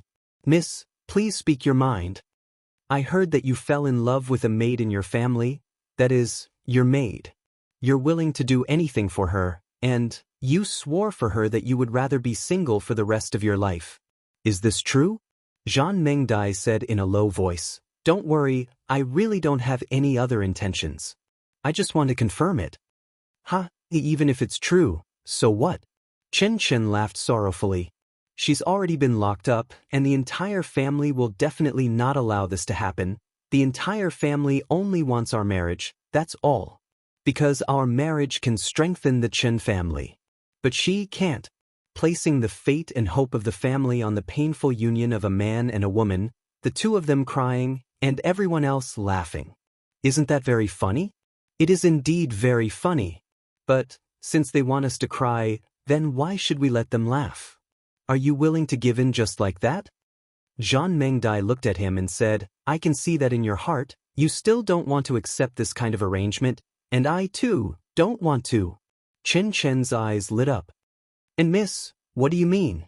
Just like that person said, why don't you withdraw from the pugilistic world? Zhan Mengdai's eyes revealed a trace of stubbornness and pain. You have the woman you love, and I, Zhan Mengdai, also have the man I love. Since both of us have no feelings for each other, why should we force each other? Withdraw from the pugilistic world. Chen Chen murmured and didn't speak. After a while, the expression in his eyes gradually became resolute, as if he had let go of something. His entire demeanor relaxed as he said, after this matter, even if the Chen family doesn't want to withdraw, they can only withdraw. Miss Zhan's words have reminded me. One sentence has enlightened me. Thank you for your reminder. He laughed and returned to his usual carefree self. Squinting his eyes, he said, Miss Zhan is indeed pure and intelligent. This makes me very curious. What kind of man would be able to make a fairy like Miss remember him in her heart? I wonder if I have the fortune to know the name of that lucky person? Zhan Mengdai sighed deeply, her eyes revealing a heartbroken expression. She said sadly, his status is not much higher than your servant girl's. Is only someone from a small family. Furthermore, he is an illegitimate child with no status. We met by accident. My family will not allow this to happen either. Therefore, this matter is also one of the reasons why we are engaged. Chen Chen's eyes were filled with helplessness. He shook his head and smiled bitterly. So it turns out that Miss and I are both people who have fallen into the same predicament. I wonder what is the name of Mrs. Sweetheart? Which family did he originally belong to? Although Chen Chen's expression was gentle and his tone sincere, the Zhan Mengdai in front of him was still his fiancée in name. If he said that he didn't mind that his fiancée had someone else in her heart, he would be lying to himself. Even if he had someone else in his heart, he would still feel the same way. This was the evil nature of humans. Chen Chen, who was proud and arrogant, was very interested to know who it was that could suppress him. He has already been missing for a long time. I don't even know if he's dead or alive. Zhan Mengdai's beautiful eyes were filled with sorrow as she looked into the distance. Her face was filled with longing as she mumbled, Bailey family? Bailey Luo Yun. That night, Chin returned to the Chen family and tried to persuade his father to give up on this mission.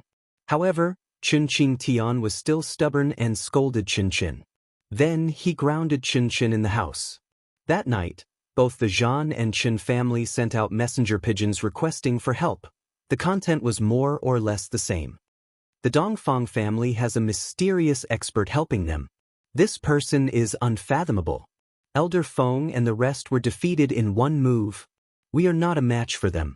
Please come quickly. With the backing of the 3 Holy Lands, which had stood tall in the Xian continent for tens of thousands of years, how could there be any forces in the world that could resist them? How could the Dongfang family be an exception? On the same night, after Jun Moxie returned to the inn, he sent out his powerful divine sense in all directions. All the spies that were spying on them were mercilessly wiped out by Jun Moxie. Then, on the second day, the Chen family discovered that the 20-plus people from the Dongfang family had all disappeared. It was as if they had never appeared in the first place. Or perhaps they had already turned into wisps of smoke and disappeared into the world. But everyone in the Chen family knew that the people from the Dongfang family were definitely still around. It was just that they had gone from bright to dark. Right now, they had already completely blended into Chrysanthemum City. They were like a bunch of ghosts, hiding in the dark, ready to launch a fatal attack at any time. Chrysanthemum City. Following the disappearance of the people from the Dongfang family, the atmosphere became extremely heavy. Even the air was heavy, making it hard for one to breathe. It was as if one took a deep breath, one's throat would be choked by an invisible killer. This situation was truly strange to the extreme.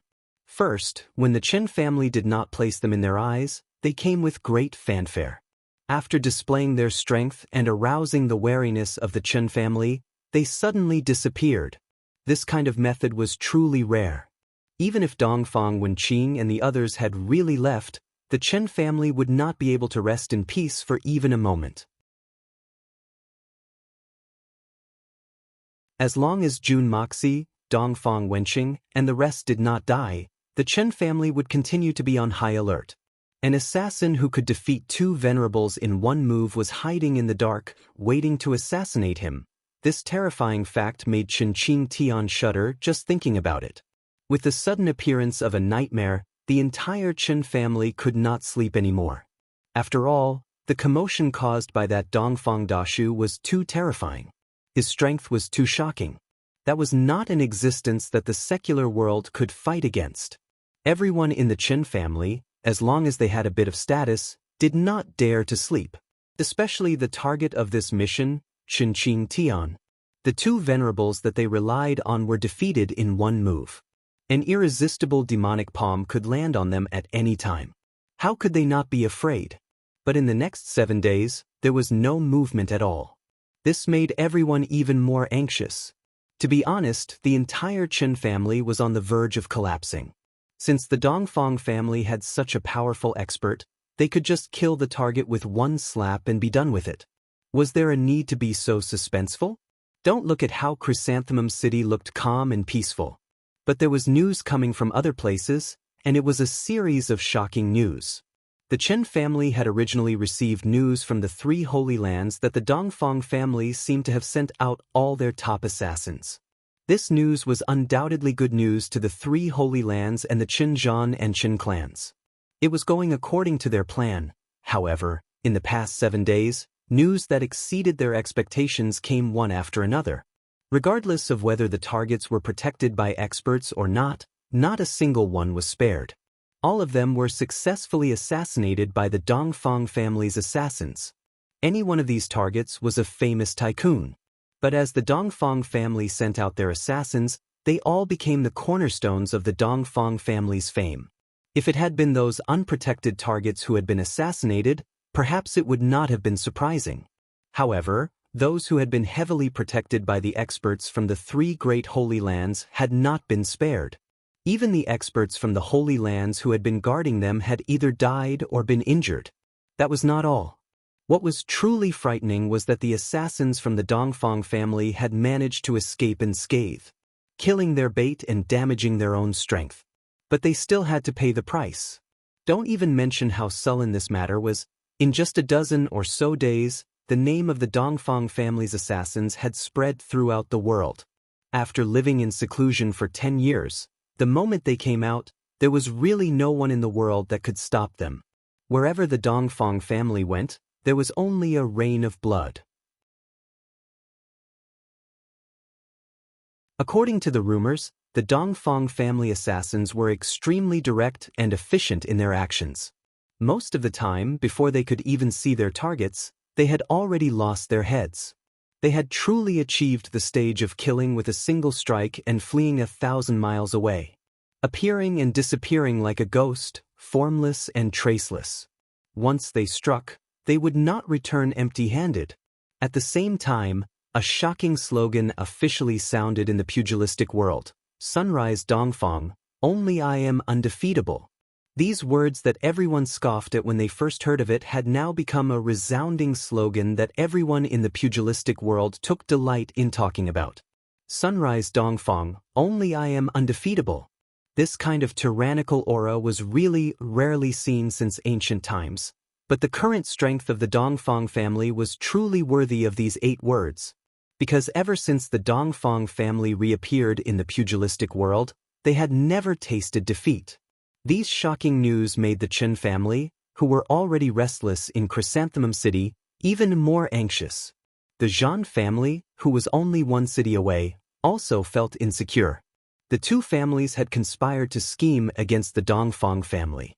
Now they were in a dilemma, and death could descend at any time. Right now, the Chen family was in danger of collapsing at any time. As the conspirator, how could the Zhan family be spared? This fire of war that had already been ignited would burn the Zhan family sooner or later. There was no doubt about this decision. And the news of victory from various places further confirmed that Dongfang Wenqing had absolute confidence in personally coming to Chrysanthemum City this time. As everyone knew, Dongfang Wenqing was the current number 1 leading figure of the Dongfang family. He was also the number 2 figure in the Dongfang family, second only to Dongfang the old lady. Now that he had personally come to Chrysanthemum City, he must have absolute confidence in doing this.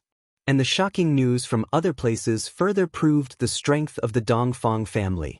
Otherwise, how could the Dongfang family let such an important figure like Dongfang Wenqing be in danger and do a mission that he had no confidence in? This series of news completely overturned the original plans of the Qin, Zhan, and Holy Lands. Dongfang Wenqing coming personally was not because he had exhausted all his tricks and was staking everything on one throw, but because he was in control of the overall situation. The more Dongfang Wenqing remained dormant, the more it proved that he had a card up his sleeve. This also meant that he had absolute confidence that he could easily kill Qingqing Tian and then leave. The battle at Tongguan Hall a few days ago proved that this guess was 200% true. 2 second-level venerables were defeated in a single move, not to mention Qingqing Tian, who only had the strength of 4th level like Shen Xian.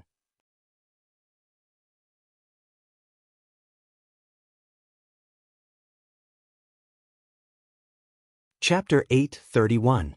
However, news that made matters worse came one after another. News kept coming from another direction, and all of it was bad news.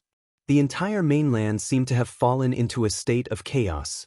Ever since the Xikong and Duanmu families were suppressed, the businesses that the families relied on to survive were facing a terrible situation of falling apart.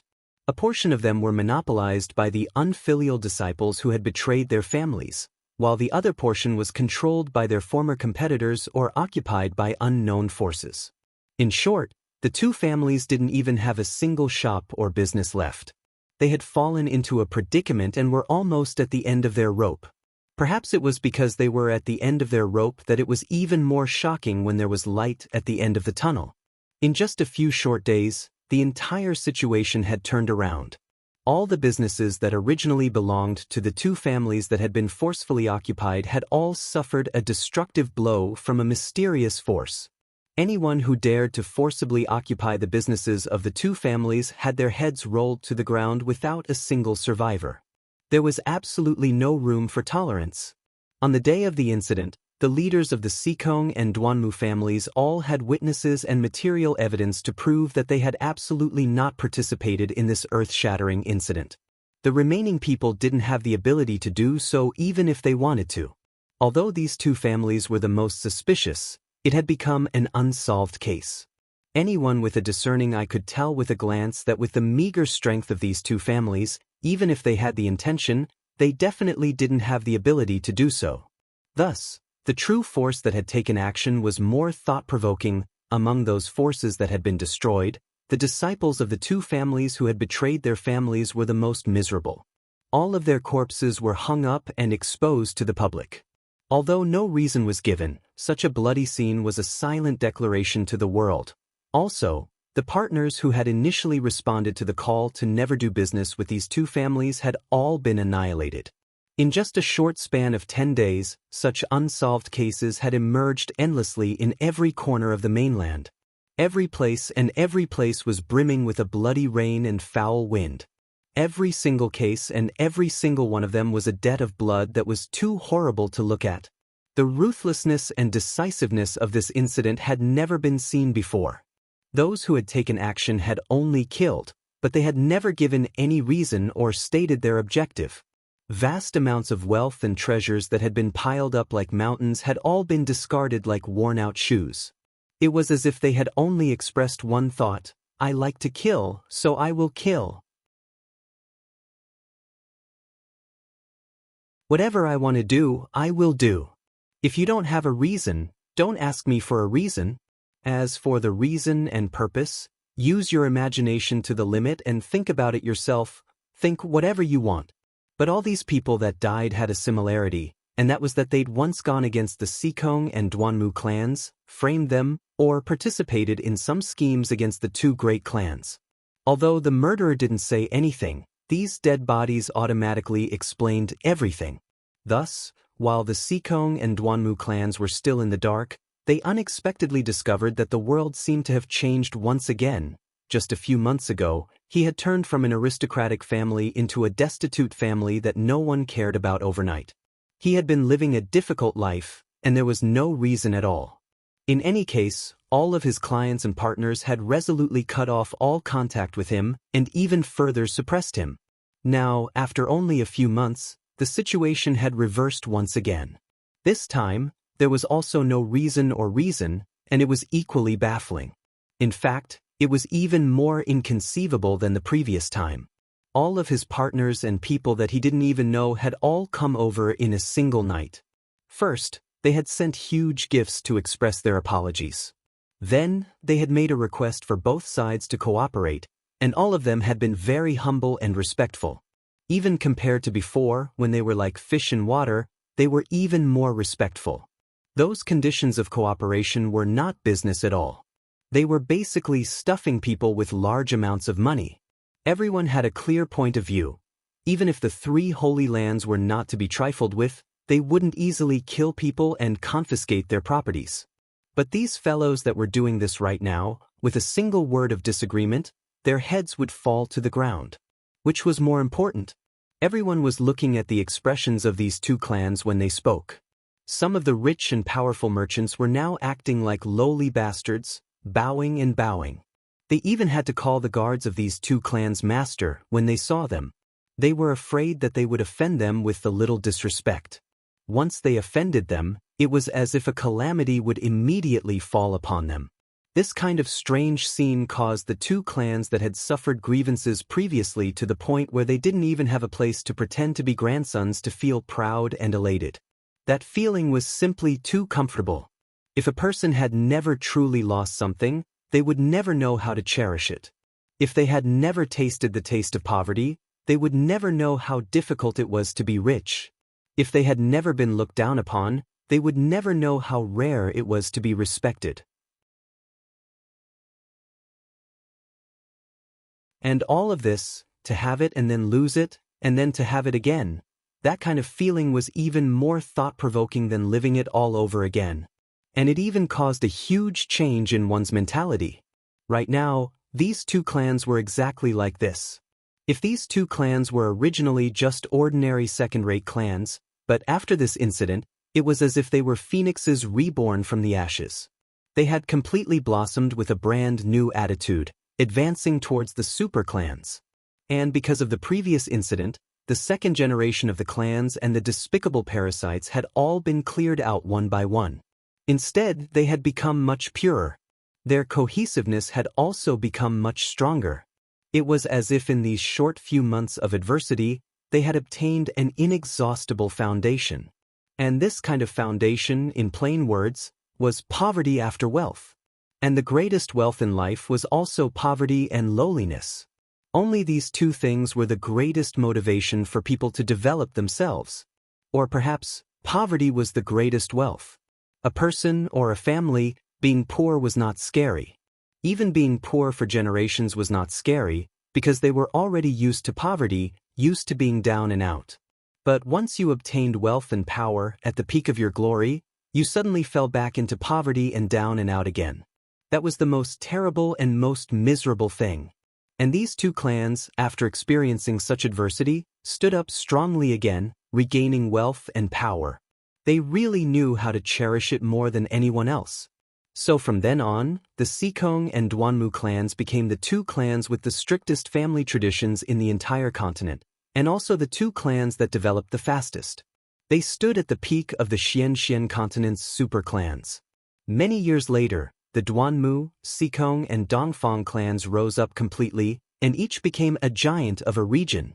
Duanmu in the north, Seikong in the south, and Dongfang in the south did not fall.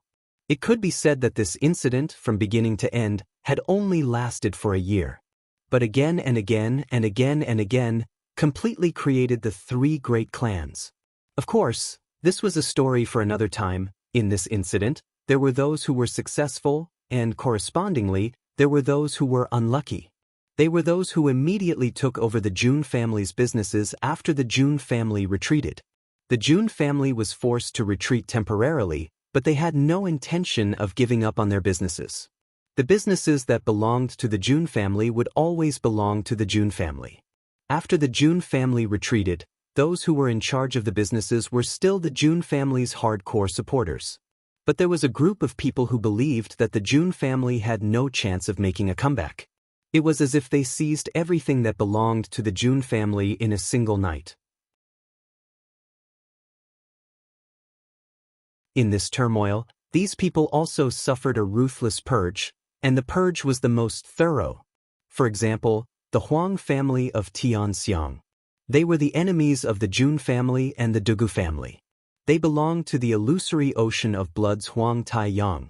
They belonged to a third-rate family. They had wantonly invaded the Jun family's businesses when the Jun family had first secluded themselves from the world. In fact, they had taken great credit in this incident. Their entire family was exterminated, and even the place where their family was located was burned to the ground. And those who took over the Silver Blizzard City's magnificent jewel hall were also killed. In the short span of a month. In just a month's time, the entire Xian continent was plunged into an unprecedented reign of terror, and everyone was in danger. The Yu Tang Empire saw an opportunity when the Jun family retreated, and the Tianxiang imperial family was about to change. Thus, they launched a war. The two countries were at war, but after hearing about this incident, the Yu Tang Empire immediately withdrew their troops. They directly abandoned all the cities that they had previously occupied and quickly returned to the Yu Tang Empire's territory. They didn't even want their own barracks anymore. Based on a rough estimate, in this 1 month, not including the deaths of the Dongfang family assassins, other vendettas, and not including the war between the two countries, the number of people who died in these inexplicable incidents was no less than 20,000. 20,000 people. This number didn't seem to be much, but these victims were all heroes with profound Xian skills. Among these people, the lowest Xian qi cultivation was at the peak of Silver Xian. The entire world, from south to north, from east to west, was directly baptized in blood.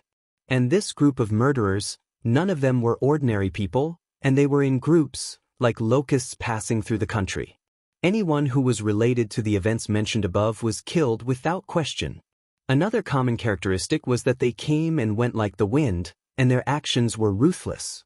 Once they struck, they would immediately flee. When you investigated the East, there were several incidents in the West, South, and North. In the face of such a bloody incident, the three Holy Lands immediately took action.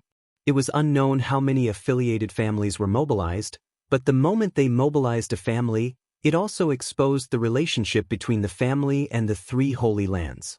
Thus, they followed the clues and found that no one was innocent. This was equivalent to slapping the faces of the three Holy Lands fiercely. Furthermore, it wasn't just one slap, but one slap after another. It was a relentless beating. A few affiliated families were wiped out, and it was just a few slaps. And the most frustrating thing was, so many people died, and there were so many mysterious murderers, but no matter how they investigated, they could not find a single one. They could not even catch a single one. This matter caused the people of the three Holy Lands to be infuriated. And at this time, Chrysanthemum City's request for help coincidentally arrived. You're tuning in to the Passion Pages YouTube channel. We're so grateful for your support, and don't forget to subscribe to join us on this incredible journey through captivating stories. Your generosity through donations truly makes a world of difference, as it's the primary source of revenue that allows me to expand and enhance this channel for you. Thank you from the bottom of my heart for being a part of this adventure.